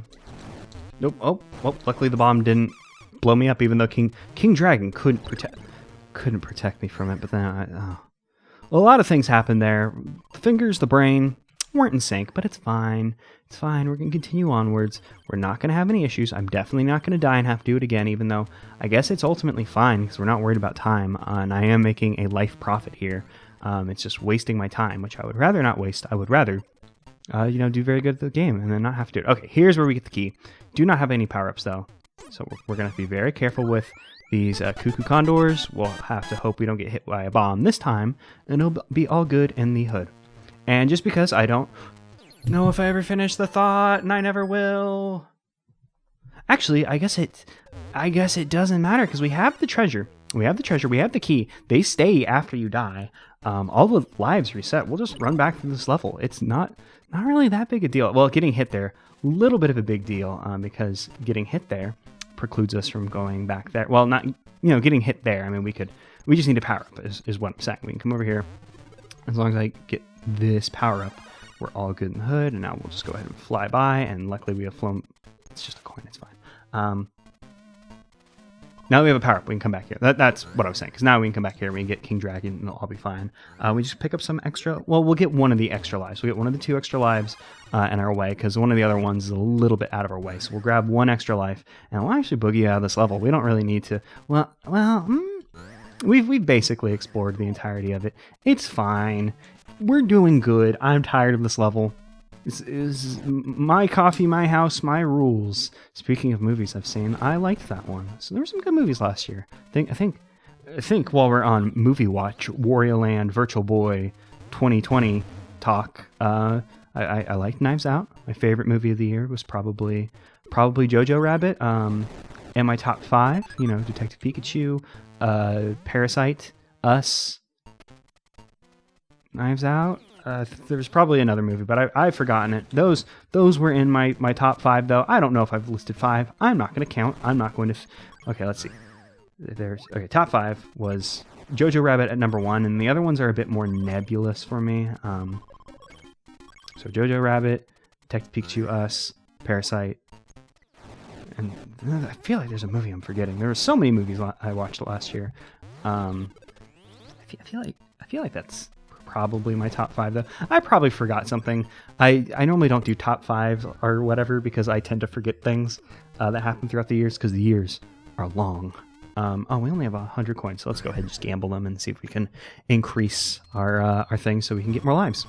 Because I didn't want to do like a top 10 game list because I was like trying to put it together, and then like a week later I realized, oh wait, Cadence of Hyrule happened last year and I really liked that game. And it was like I had totally forgotten about it when I was like trying to put together like a top 10 or top 5 or whatever. So I just ultimately was like, who cares? Not even gonna bother. Movies a bit easier for me to remember for whatever reason. I guess because you go in and you go in and dedicate 2-3 hours to a thing. You're likely to remember it, but video game you spend a lot more time on. I guess that's just weird brain stuff. I don't know. Oh, if we beat the game in the next 7 minutes, we'll get the under 2 hour ending. That's gonna happen. I say with a this level's going to be bad. I didn't even think about how much this level was going to probably throw a wrench into things. Oop, nope. Oh, we were King Dragon. For some reason I thought we were Sea Dragon. I don't know why I thought that. Damn, I wish I had known that. I would have just flown over this bullshit. And now we have to platform it normally because I have, taken the L there, which is going to be a problem. I don't want to die a whole lot here because this is a level that I don't know. I feel like this might be the hardest the platforming gets in the game. I don't know. I guess it's just a lot of hurdy pits that could be a problem, more so than the game normally has. And that's hurdy pits is the technical name for it, and I think there's an eagle on the other side of this. But there's a lot of like ground where you like not safe ground. Oh damn it! There's a lot of not safe ground in this level. For whatever reason, my ability to platform precisely in this game is not very high, and just this level just throws me for a loop because then it also has just a small teeny smidge of timing. The timing is very fair. It's not all that intrusive. We can't get back there now that I am missing a power-up, so I can't slam back there and get us an eagle, which is unfortunate because now I don't have... Oh, maybe it's a dragon back there since there's a fire block there. I feel like there's something up ahead for us, though. Maybe it's just a garlic, though, but I think there is a power up ahead. Nope, it is a dragon. I don't want to turn around, because I don't think we'll be getting an eagle from that. I mean, I guess we could backtrack all the way and get the eagle. Now, where are the things that we need in here? I think, key. I'm trying to think, where's the key? Let's just go ahead and fling ourselves into the back. No, okay, fine. We'll continue onwards. Please come down. There's a king dragon to be had if we continue on this path. I played this a whole lot of times. That shoots out like a laser that... No, it's a bomb. Okay. I wasn't sure if it was like a ground laser that would hit me, despite where I was like underneath the thing. But it is a bomb, so it does have a bit of splash. So if it got a little too close, it could cause troubles. But we can come back here and we can get king dragon, and we can go into the background, because I remember the treasures in the back. Oh, I remember where the key is in this level. I had to think about it for a moment. But we're doing good in the hood. We'll be fine. We'll get our king dragon. There's the thing. That flipper will send us into the background. It will send us into the flames, so we'll need to be a little bit careful. But it's good. And now as long as this guy doesn't like just ruin my day, we'll be fine, because we need to come in here. We come in here. I think this is where the treasure is. Yeah, it's treasure. I don't know what that is. I think this is one of the Dogura dolls. I always forget the names of these, and then mention it. There's a Digimon based on it. I mean, it's a Japanese. I think it's Japanese. I'm assuming it's Japanese, because I think it's based off of the same artistic period, or well, based off the doll itself. It's like a weird clay doll with big goggle eyes. I believe it's based on the same art period that the Guardians and I guess just general ancient architecture style from Breath of the Wild is based off of that the time period that those dolls were made. Don't know why that was so difficult a thought for me to get through. But I always forget their names, and then mention there's a Digimon like it, and then get in my prerequisite, hey, it's time to talk about Digimon for this Let's Play. I think it was that, like, dressed up like a little doll. Like, it had doll hair. I think it had fishnets. I'm not entirely sure. Like I said, there's not a lot of graphical fidelity here. We couldn't tell if that cow was diamond or not. But we know in our hearts that it was a diamond cow, because that's what I said. And that's not just a thing that you say. That's a thing that you say because it's true, damn it. Oh, that's a pipe? I don't think I knew about that. I probably shouldn't have come down here. Because I feel like this is going to break bad for us. I mean, there is an eagle there, so worst case scenario, we've just screwed ourselves out of King Dragon. But yeah, I was gonna say this looks like a King Dragon ingredient hotspot, and it was good, and we can leave now. Can we make that jump? No, are we gonna have to wait for the fan to turn on to get out? 'Cause that's actually a fun use of the fan. If you have to use the fan to get out the pipe, that's cool. Cool use of mechanic that not really relevant, but it's there and it's neat. And oh, this is fun. They added spike. Well, they've added spikes all over this game, so that shouldn't be new or surprising.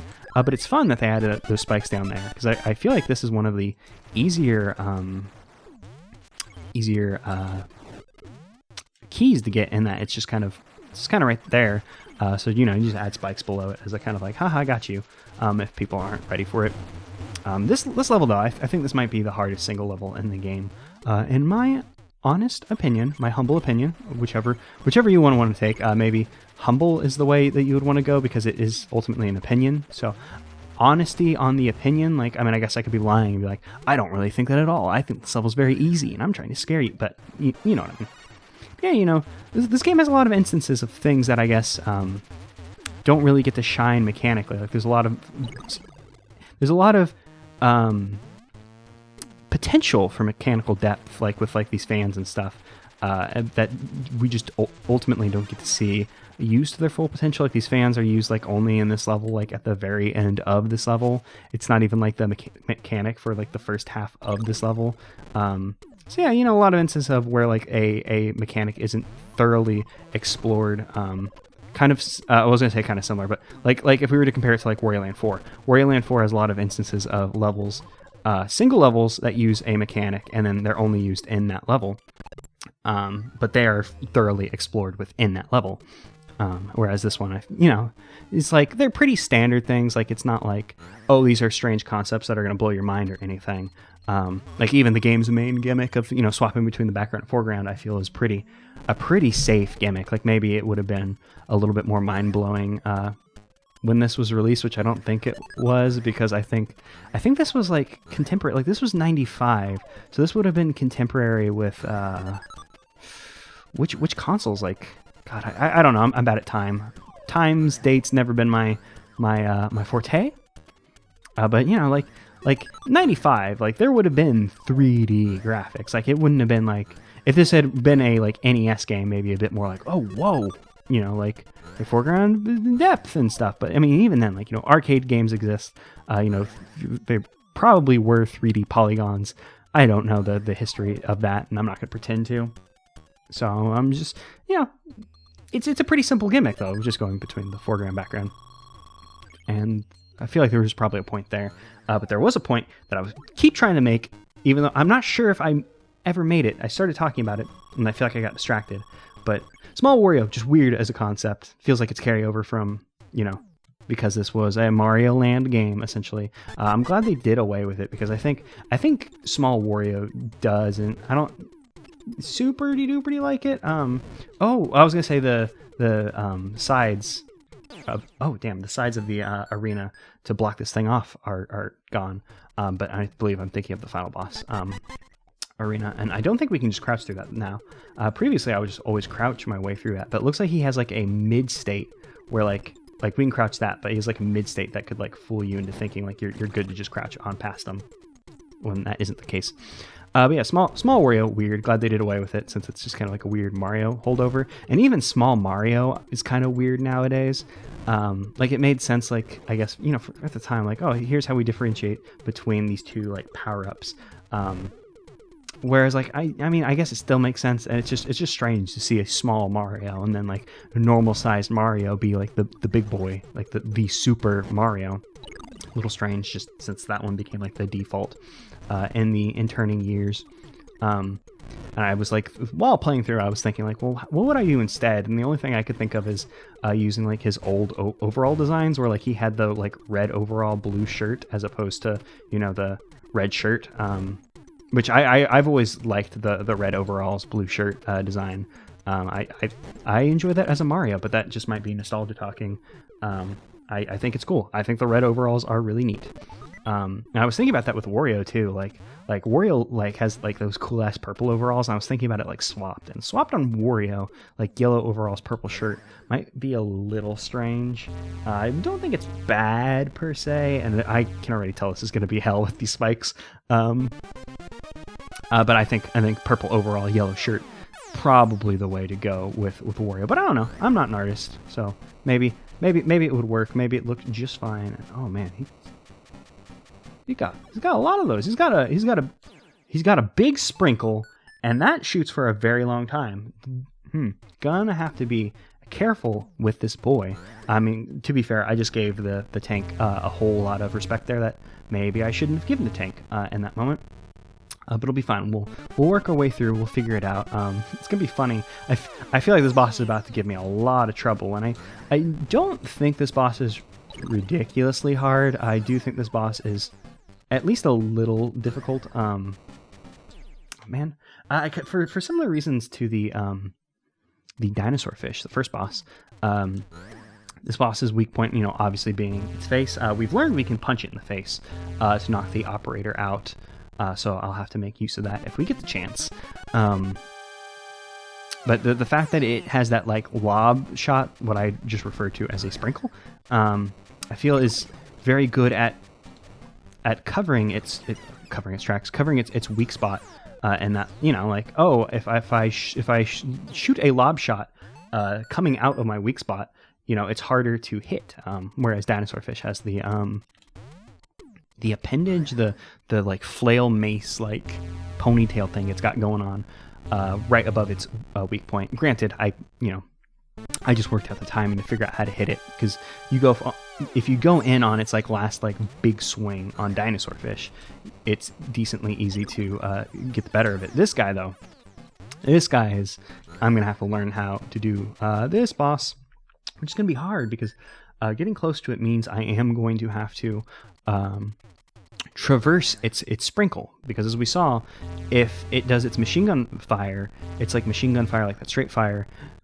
If it shoots for too long, where if it puts enough distance and we can't make it in a single jump, we're just going to take a hit. So we're going to have to figure out the lob shot, because the lob shot, while it is intimidating, it does seem doable to dodge. And damn, I thought we would get it on that one. This boss also swapping between the two layers throws me for a loop with my brain, because it's very good at just like getting the hell out of... oh, can you jump on top of the shots? Something knocked me out of the way there, and I feel like it was the momentum of the bullet. Like, it felt like I had jumped on the bullet. If that's the case, then this may be more doable than I initially thought, because, you know, if we get above it... Oh, there we go. If we get above the bullet, then we'll be safe to go ahead and make our jump, and I knew it would back off there since we were too close to it. Oh, I knew I was going to end up on that spike, but I had to go for that shot. I don't really understand the logic behind when... Oh man, I just realized my neck hurts because I've been leaning forward on looking at this. I need to raise my pillow, because I put a little pillow behind my head to make sure I keep my head closer to the mic, which is actually why I'm craning my neck forward. I should have used a thicker pillow. But unfortunately, I used this dainty, thin little pillow. That's why you got to go thick. Thick is the way to go. Thick pillows save lives, as the famous saying is known to say. But yeah, damn it, I'm actually not sure if I got hit by the shots there or if that was the spike. I'm pretty sure it's probably the spike.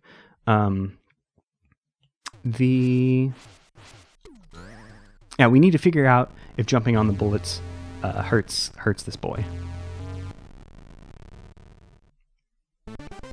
The boy being Wario, I guess. I was not thinking about the way I was saying it, but yeah, if Wario's safe, jumping on the bullets.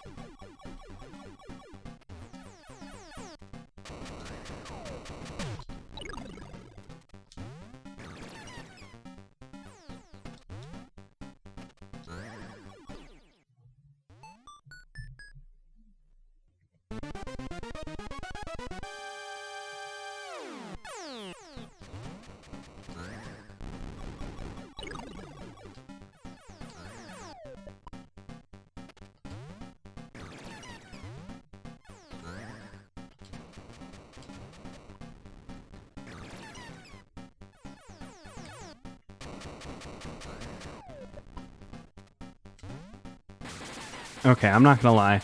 I took a short break, and I was like, I'll get water, I'll swap up my pillow so my neck hurts less. And then I was like, well, this will probably take a bit, because I'm getting my ass kicked by this boss. That was dumb luck.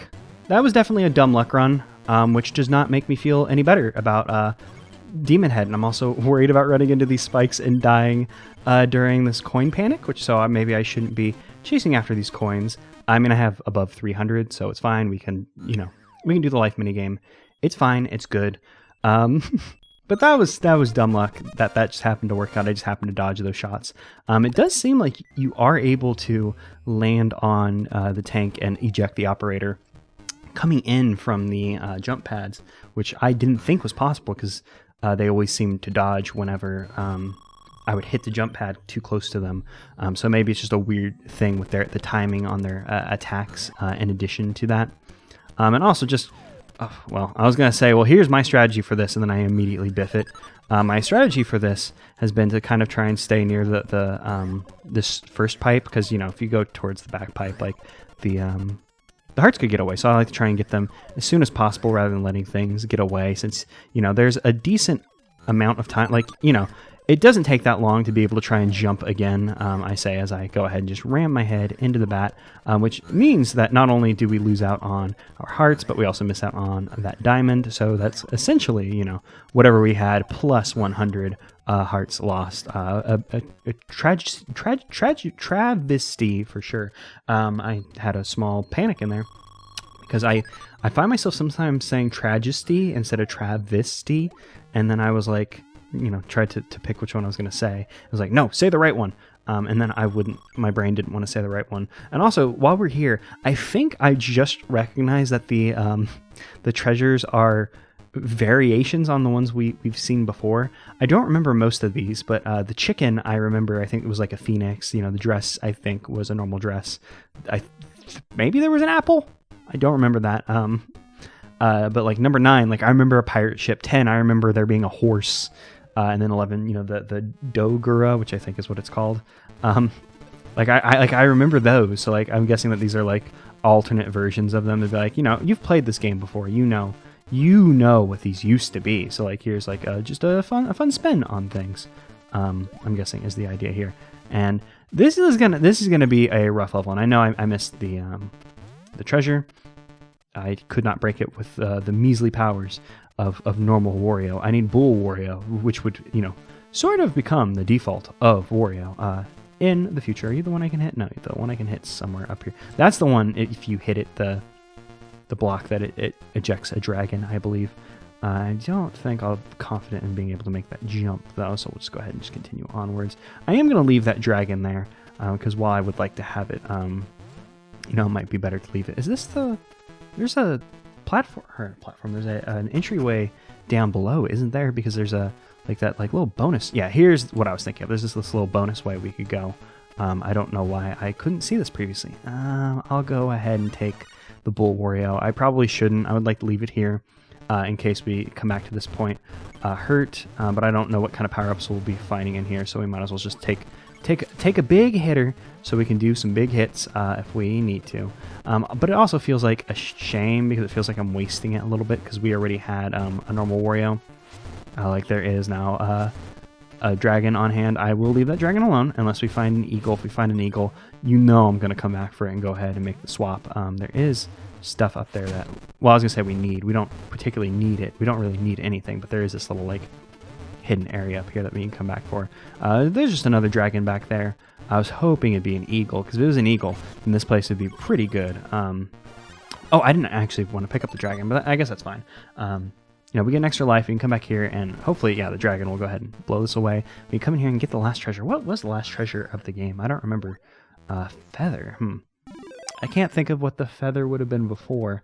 Wasn't it like a quill? Or it was a pen, I think. I'm pretty sure it was a pen was the last one. So I'm guessing the feather, offshoot, like, oh, now it's a quill. But like I said, this level is going to be killer. Because, like I said when we came through here the first time, this level's a little visually cluttered with, the foreground, background stuff. With just the level of detail of stuff that they put into the background in this level specifically. It'll be a little bit of a rough time. And I thought I was going to get hit by that. I did get hit by that one because, like I was saying, visual density, etc., etc. I should turn around and grab a power-up, and I actually will. I was going to say, but I don't want to get hit again. But I will go ahead and just risk it. I think it's worth it. I think I can platform at least well enough to get back here without dying. But it's fine. It's fine, actually, because we didn't really make any progress. We can come back here. I was going to say we'll get a power-up so we can immediately come in here and get the thing. But we don't have to get the thing because we've already collected it, as we've seen. But I'm going to come in here just to make sure. Because you never know. Whatever reason the game decides it's going to act differently. Sometimes games are mean. I don't think that's the case. We for sure saw that wasn't the case now. But you can never be too careful. You can never be too sure. Sometimes you just gotta take the precautions just in case. Now, definitely gonna... Well, I was gonna say definitely go for this dragon, but to get to that dragon, we'll have to jump over here. We'll make the jump over here, and now we're good. And now I unfortunately don't have a lot of... Damn, and I keep jumping into that spike because I just literally cannot see that spike. Oh, and then I did a bad at platforming. I was trying to... y'all know what I was trying to do. I was trying to go to that other room, which I suppose I can now see that we could just come up this way. And then... Oh, that's not even a block there. Man, it's just... There's a lot going on visually. A lot happening. It's giving my brain a little bit of trouble. God, I wish we could stick into the ceiling. It's not useful in this game. It's such a small thing in Wario Land 1. Like, I can only think of the one instance where it is actually... Is that the coin from killing the dude? Did it fly all the way up there? Or was that coin something different? I don't know. Let's go ahead and... Well, I was going to say... Oh, that's actually bad. I was going to say we could ground pound to let these out. But no, we can't, because now I ground pounded and then picked up a different power-up, and we can no longer ground pound. So I can't unleash the eagle. And as you saw, like, it looked like there were spikes at the bottom of there. Maybe I was misunderstanding what was happening there visually. But it looks like there were spikes stopping us from going ahead and like hitting the blocks from below. So the only way to get those would be by ground pounding them, or maybe King Dragon could get them, since King Dragon tends to be able to do most of the things we'd want in this game. Isn't one of these breakable? Felt like one of these was breakable. There's something in this level that's like breakable for like no real apparent reason, which means there probably is a reason and I just haven't discerned it yet, and so unfortunate we got hit there. Because actually, we don't want to go into the foreground. We don't want to go into the foreground because the foreground just leads us back into that starting room. But this pipe, is this pipe where we came in? This pipe's where we came in. So what's going on? What's going on here? Maybe we need a power up in that room to reveal a hidden door? I don't exactly remember. They haven't changed the level layouts thus far, and I'm actually going to leave that there because being able to ground pound won't really change much for me. I mean, I suppose being able to ground pound would allow us to unlock the eagle dragon and the dragon in here. The eagle and the dragon that we know are on the floor here, and then of course this dragon, because I don't think, can we jump high enough to get that? Oh yeah, you can jump high enough to get that. For some reason I was thinking it was easier to get that than I was making it out in my brain, but it's fine. And maybe I shouldn't have opened that, since we didn't ultimately. Damn, I don't know. I cannot see that spike right there. It's giving me a lot of trouble. We'll just go ahead and play this safe. We'll take one of these masked guys hostage, and that's not exactly what I wanted to do with the masked guy. But it worked out in the end, so we'll just go ahead and just continue. You're gonna run for your mask, but that's fine, because I don't care if you're a little scary guy under there. I love little scary guys. I love horror. Horror is very cool and good. Maybe my favorite genre. Would love to do more scary games on this channel. I mean, I guess I did try to do that with Let's Play a Ween. I forgot the stupid name I came up with, the thing I did. Because it was a very dumb name. Yeah, like I don't remember this being hidden, or that door being hidden away by blocks previously. I'm not sure if that was a change made to the game for this mode, or if that's just a memory thing. Hard for me to say. I feel like those weren't there though previously. Will you be able to? Oh, thank God, you can break things with your head. Otherwise, that would have been bad. It would have actually been a shame if the dragon power-up couldn't have broken that with its head, since they give you the dragon right before it. So, giving you the desire to switch, and then like, oh no, by switching you actually done yourself a disservice. Speaking of disservice, I'm actually pretty bad at dodging these swinging ball trap things, these Sen's Fortress ass traps. So I guess I'll just meet y'all back there then. Okay, time for the hardest hallway in the game, which, obviously I already said my piece that I think the previous level is more difficult as a level. Just the timing on this totally gets me. I think the safest thing to do is probably to just platform there and then make the jump afterwards. And we'll go ahead and release this power up, even though I'm not gonna take it. As much as I love King Dragon isn't much use to us for the rest of the game. The platforming for the rest of the game is pretty bare bones. So I was gonna say we're not in need of it. Now I kind of wish I did go ahead and take it, because I ran straight into those spikes. Because like I said, excuse me, I felt that one coming. I was trying to avoid it. This level is so visually dense, and I just keep like my eyes gloss over, and then like, oops, I've run into a spike, and that's happened so many times. It's probably going to continue to happen. And what do we do here to get the key? We take this door. And this leads us to the key. That's what's happening. Here's the thing I was thinking. I was like so sure that there was like a pillar or something that didn't seem like it made all that much sense. But I'm guessing the point there is it's stopping you from, it has that heart in it. That's the point. Not that it leads anywhere special or anything. It's just hiding a heart away from us. Now, where does this drop us? If I just let it drop, okay. I probably could have saved us a little bit of platforming time if I had steered myself into one of the possible exits of this room.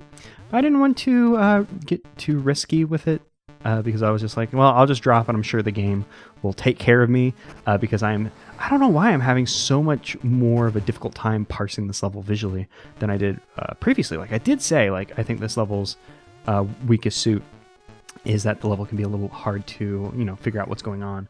And I guess just with the addition of all these spikes that weren't there previously, like it's enough to just completely throw off my game. And now I'm very glad that I left all the stuff back here. I was going to cut away while we made our way back, but whoops, I guess we're not now. And I thought I was going to get hit there. Speaking of getting hit there, let's just go ahead and use invincibility frames to get on through and then die anyways. Okay, I can see the spikes ahead of me. I'm going to be very careful, and we're going to get into this next room with King Dragon, as long as I just need to stop being nervous and see, nervous and careful. We can do them. We can overwrite the nervous with the careful, and we can continue on, and it'll be good. And even though we died, we already have the treasure. We already have the key, and luckily those persist between deaths, so it's all good. And I have King Dragon, and I can just flippy flap over here. We don't have to worry about any precision platforming. So as long as I don't royally screw this up, we will be good. And I don't know why I was checking for jump pads there. I was like, I bet I can find it. I was just thinking in my heart of hearts that there'd be a jump pad there, and then we could use that to skip the section. Not that the section honestly looks all that intimidating or anything, but thought it'd be worth checking regardless. And we have King Dragon. We're good. We're continuing on. Oh, actually, we shouldn't continue on. Would that guy drop a heart? Oh, I bet that guy dropped a heart when he died, and that would have brought us up to Oh, damn it! I messed up. That would have brought us up to 39 lives. That would have been nice, but unfortunately, not the way it happened. Not the way it happened at all. But we'll play our last gambling game, which I said I would edit out, and then maybe edit it out once. And hey, just go for the one closest to me. Nope, didn't get us what we wanted.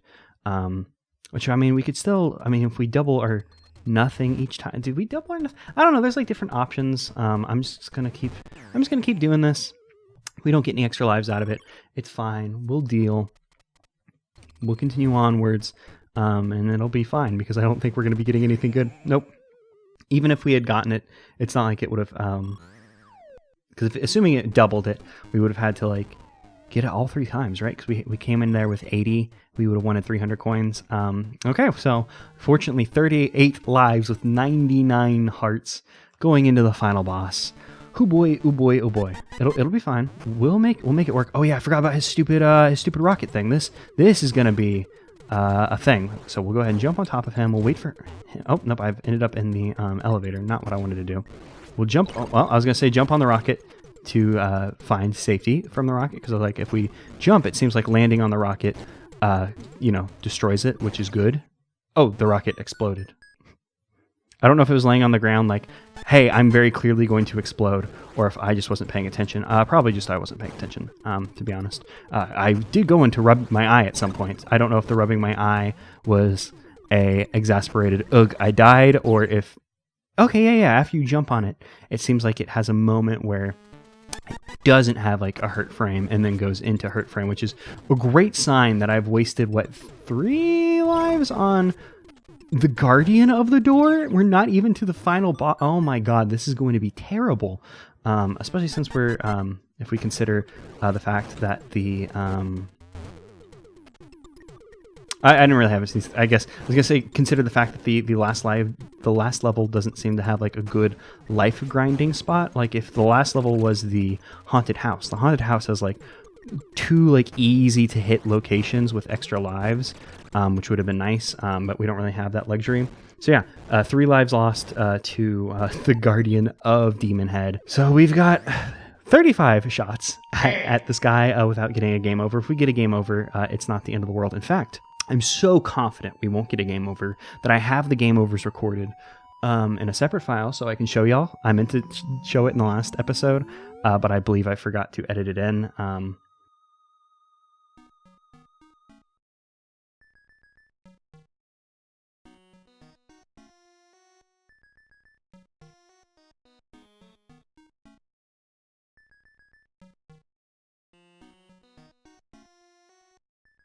Hey. The warning for Demon Head was probably on screen. I was going to say I should do that again. But I think I also forgot to say it visually last time and had to do it in post. And I'm not forgetting my free jump. I'm getting my free hit on you, my man. We're going to have to relearn how to fight him. So this is interesting. There are no spikes in the arena. So I'll be interested to see how they've changed Demon Head. Is Demon Head just going to be quicker? Is he going to have a new attack? What's his pattern going to look like? How is he going to be more... It seems like he's just faster, which will be a problem for your boy, because your boy, you've seen your boy. Your boy's reflex times, not the hottest. So we're just going to see what we can do. He's going to start doing his thing. We did manage to get the hit on him, which is good, but I'm worried because I don't know if he has more health or not. If he has more health, I'll be in trouble. I think he has 5 hits normally. Yeah, damn, those claws move so quickly. So with the speed of those claws, we may have to jump into the background. Like, I don't want to jump into the background because we know jumping into the background isn't the safe haven I think it's going to be, because that tends to get you like sniped. But with the speed that those claws are going, we might need to abuse the invincibility frames of hopping into the background. Like, I mean, we will be leaving ourselves open, coming in, going out. Like, there is a period of time where he can clip us, and it may end up being bad. But those claw attacks are so quick that I don't know how we would avoid them other than jumping into the background. Like, I'm holding run.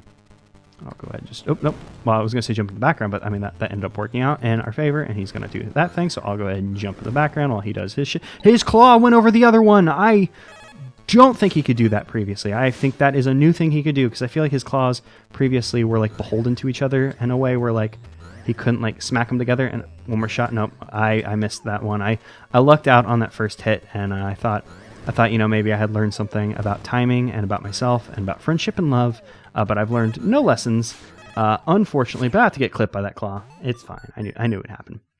This is about to be a shit show. We can't even get a second hit on him, and I'm already dying. I'm pretty sure there's like, there tends to be like a power-up hidden right before the boss. It's not that I guess it matters, because, like, you know, even if we had Bull Wario, it's not like being able to do the ground pound would help us in the boss fight, unless there's like secret like tech you can like bust out and be like, no, actually, I will ground pound here and it stuns him. I don't think that's a thing. I mean, I guess I haven't looked into this boss fight, how people fight the boss fight, which probably would have been a useful thing to do before jumping into the hard expert master spikes fairy new game plus mode, which a name still haven't decided on. I did already edit the thumbnail, so I put a plus in the thumbnail, so I guess new game plus is what I'm assuming will be like the default name that I'll be going with, but I don't feel like new game plus is the name that it... Oh, there's a new attack. I said I felt like there'd be something new since there weren't spikes, and there it was, the spikes, and I just missed the shot on that. Just missed the shot on that twice. That spike ball, that has to be a new attack. There's no way in all my times of fighting him I've just happened to never see that move. We could go for the risky bisky jump into his nose when he bobs up during his fire attack. I am not feeling it though, since, you know, I'm not terribly good at timing and stuff. The fact that I nailed it that one time during the normal fight was an accident. And I'm not too big to admit that accidents sometimes help me. They more often than not, as you can see and saw, result in small Wario getting clawed. God, I hope this boss fight doesn't have more health, because I think it was 5 hits last time.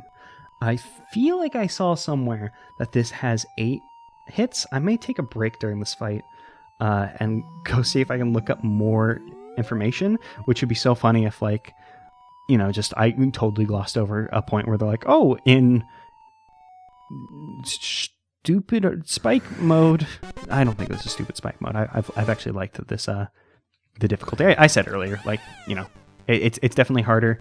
They definitely thought about, if we put spikes in this spot, this will be difficult. They definitely put some thought into it. It is difficult.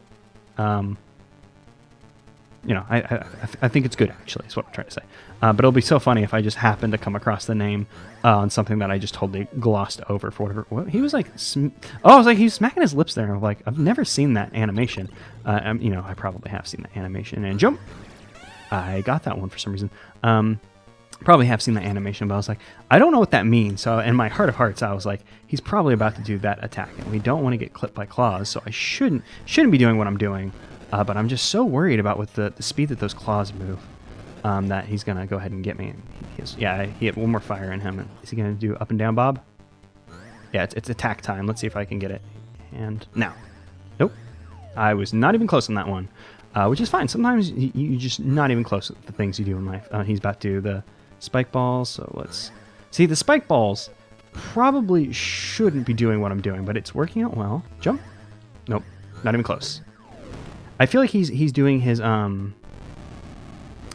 bobbing up and down more since I keep missing the shot rather than like it doesn't feel like he's repeating entire cycles. What I'm trying to say, it feels like he's giving me a chance to hit him more often than he normally would, since I missed a hit on him. And no, damn, I even saw the shadow start to appear. I guess I saw the shadow start to appear a little too late. Let's go ahead and just jump over that. Oh, that one, did it angle up, or was it just already a little bit more higher in the air than it normally was? Because I feel like in the normal version of this fight, whenever he does the claw swipe, it's always like ground based, but it feels like now he can do it in such a way that he like shoots it up into the air, and he wouldn't have done that previously. Let's go ahead and jump into the background, get the hell out of here. Nope, not get the hit off. Get the hit off. Nope, don't. I don't want to attack him. If we end up in a stalemate where neither of us get hit, I can't loot. Oh, that was bad. That was bad. Oh no, I thought that would cost me the game, but it did not cost me the game. That's the words I almost said. I was gonna say maybe we can get one. I thought we could get one more attack attempt on him. Boy. Okay. This will be our last attempt, and then I'll take a little break and go see if we can look up how much health he has, because I feel like we hit him 3 times in that last run. I feel like that's the most we've done. And if it's 5, that means, we're probably working our way a little close. But for some reason, I feel in my heart that I saw somewhere he has 8 health, which also gives me the hope that the name of this mode is something that is just out there, and I've just totally like glossed over it with my bad reading skills, which I used to be so good at reading. I remember in elementary school, they would do like reading like comprehension tests, and I remember like they would be like, oh, you read at like a high school level, you read at like this level, and I remember like near the end of elementary school them being like, this is like college level reading comprehension, and like I definitely don't have college level reading comprehension now. So it's what I'm saying is it's weird what stress will do to you.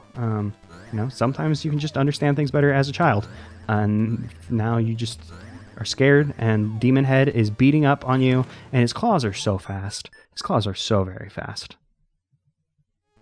The Mario Wiki is lacking the information we crave. Once again, meaning to say crave this time. It actually has no mention of its hard mode like attack where it drops balls, although maybe... Once again, like I said, maybe I just glossed through it a little too hard. Because my problem with reading I have now is I tend to like just my eyes gloss over, and I just go, oh yeah, okay. They're not saying the part I want. Bad habit of that. More often than not, though, that glossing over does work out well for me. But I didn't see a mention of the ball attack. The only mention, it's weird too. The only mention of like the health is like near the end, where like if you hit Demon Head 5 times, he dies. It's like, okay, cool. Like it seems like the kind of thing that you would put like near the top. Like Demon Head has like 5 HP. Although maybe that's it's different thoughts. Who knows how old that wiki article was? I actually didn't want to jump into the background there. It was fine. I guess it worked out in the end. So that's hit number 2. I'm going to track the number of hits mentally, and by mentally, I'll probably end up saying it verbally so I don't forget. So we know when we get to 5 hits, we're going to learn if Demon Head gets more health in this form. And I probably should go for the Risky Bisky, learn how to hit Demon Head when he's doing the fire. And I actually pushed the wrong... Well, I pushed I pushed A and B at the same time. It wasn't exactly the wrong one, but it was incorrect enough to make me look down and be like, wait, what just happened? It wasn't why I hit the thing wrong. The wrong timing was already wrong by the time I had hit those buttons. It was just I also hit the buttons, and it felt strange on my hand. And I don't know why I tried to attack him. I guess out of frustration? I'm going to assume out of frustration, I decided to try and attack him during a time when I know he wouldn't be available to hit. Right there. Nope. I actually think I almost had it there. I did bounce off of his sprite, so... I hit something there at the very least. And yeah, he killed me. It's no problem. It's interesting that there's not like a laugh sound effect. I mean, I guess maybe this boss fight is already a little obnoxious, like not being able to... I wish you could skip this part of the thing. If you could skip this part of the thing, it wouldn't be that bad. But it's interesting that there's no laugh sound effect, like or anything like you would expect there to be. But maybe they're like, people are about to get their ass beat by this boss a whole lot. Maybe a QA had them remove it at some point. Maybe it's like one of those things like in the Japanese version, there's a laugh, but it was removed because, this specific... We foresaw the future, and we knew this one guy on YouTube would end up fighting this boss 2 more times in his life than he expected to initially. and then the laugh made him go insane, and then he, I don't know, stopped doing YouTube video. That's like, he stopped, it cured his insanity because he went, oh, you know what, screw this, and then stopped doing YouTube videos. And as people who make video games, we hate people, so we're going to make them do something bad for them, which is fight Demon Head again and again and again. And actually, it's interesting because I don't feel like Wario Land as a whole has very difficult bosses. Like, you know, 2 and 3. I don't think there's any hard bosses in 2 or 3. I think there's some bosses in 2 that can get the better of you and maybe take a few shots, but I don't feel that there's any I would call hard. 3, I feel for the most part, is a cakewalk. There's that one Kitsune rat sewer boy who I would feel is like probably the boss that gives me the most trouble when I play that game, just because I guess for some reason just the physics behind that fight, like literally like the bouncing ball physics just throws my brain for a loop. I think that's my second hit, I think. And then like Wario Land 4. Wario Land 4 as a whole, I don't feel like the bosses are too terribly difficult. Obviously the Golden Diva can give you a little bit of trouble if you're not ready for it. Hard mode on... Nope, that's not what I wanted to do. That's fine. It's not fine, actually. The hard mode, you know, obviously is where things get a little spicy. Spent a lot of time on, not on Cuckoo Condor, on Aerodent, Arrow Rodent, whatever, however you should say it. I always say Aerodent.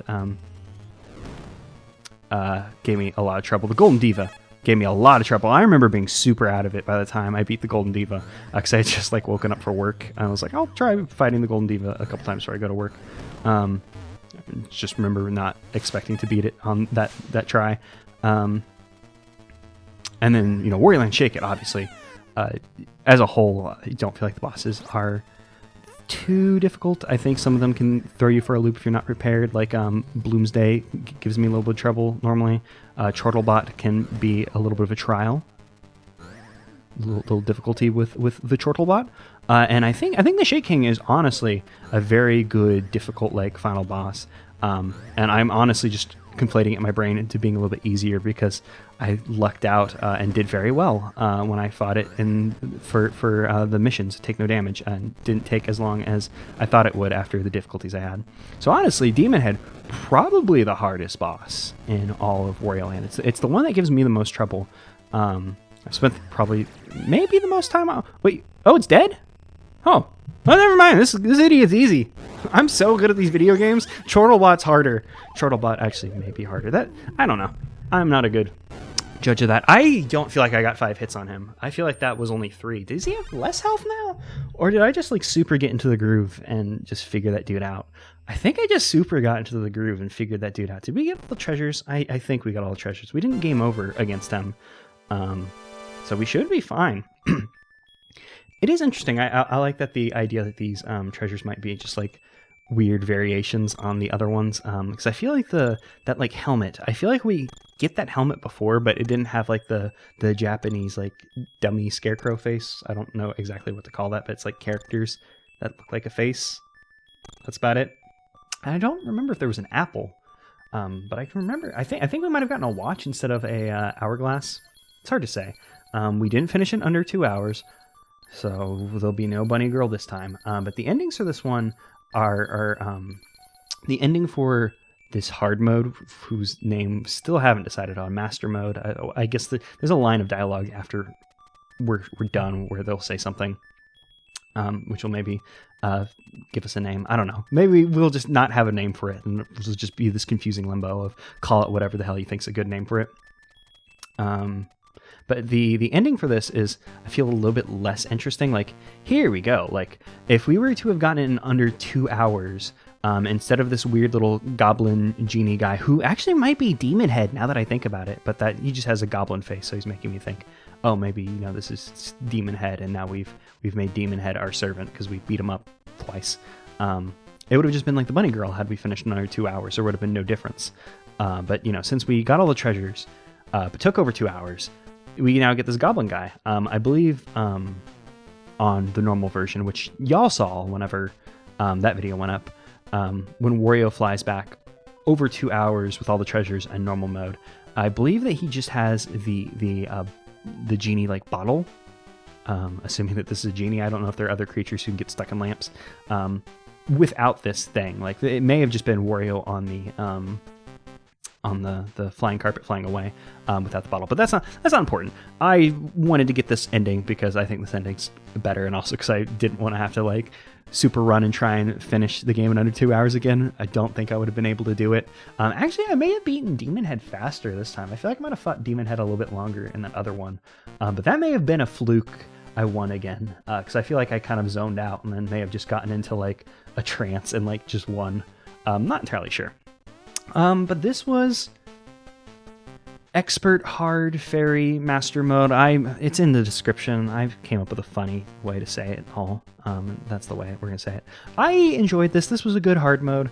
You know, just enough to get you to play again. This game's pretty short, so it's nice that they have incentive to at least like, oh, hey, if you play it again, you can play it with a slightly different version, since it is, you know, nowhere near as long as Wario Land 1. You are a master gamer! Master gamer mode! That might be the name, and we do, in fact, rock. So I enjoyed this a lot.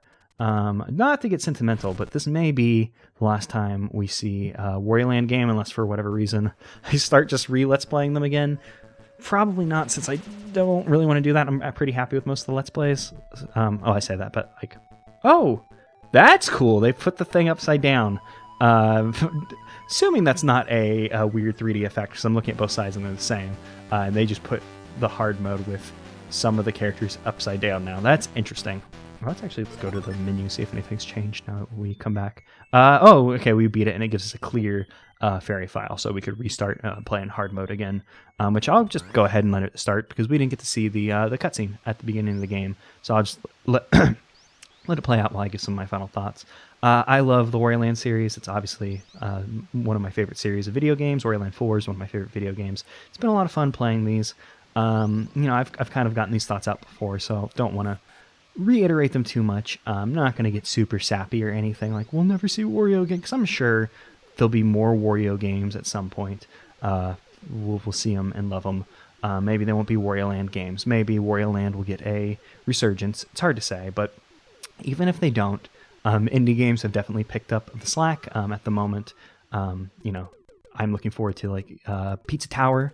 Super excited for Pizza Tower. Had a lot of fun playing the demos as they come out, and being able to support them on Patreon, so you can get the game when it comes out. Oh, they show us the normal treasures here instead of like the weird treasures. Okay, so let's see. There's an apple.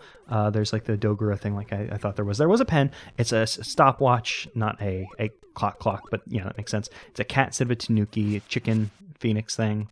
And there is like that helmet. It just has the Japanese dummy face. Okay, that's fun. That's cool and good.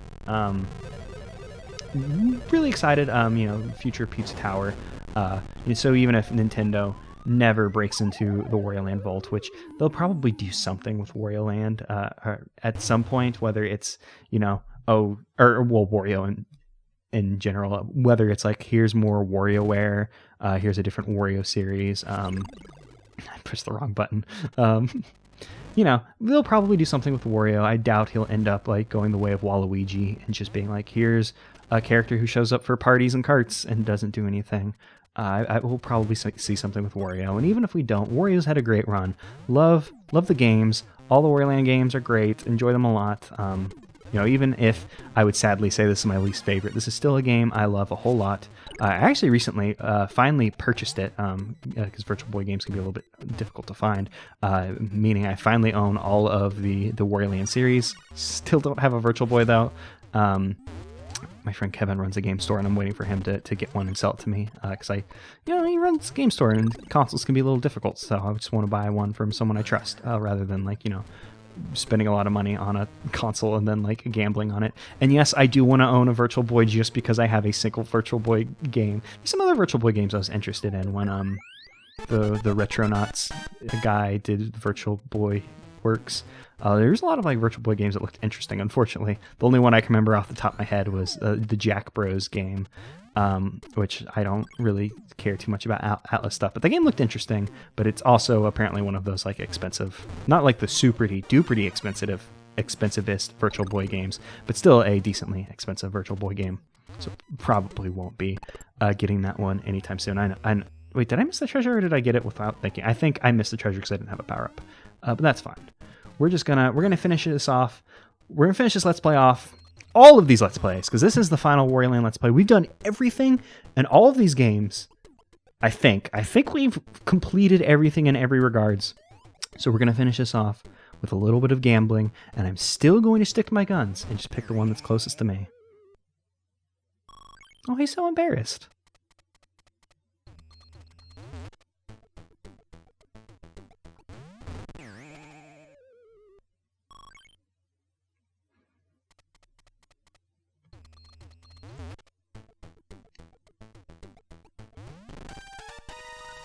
Hail to the king, baby.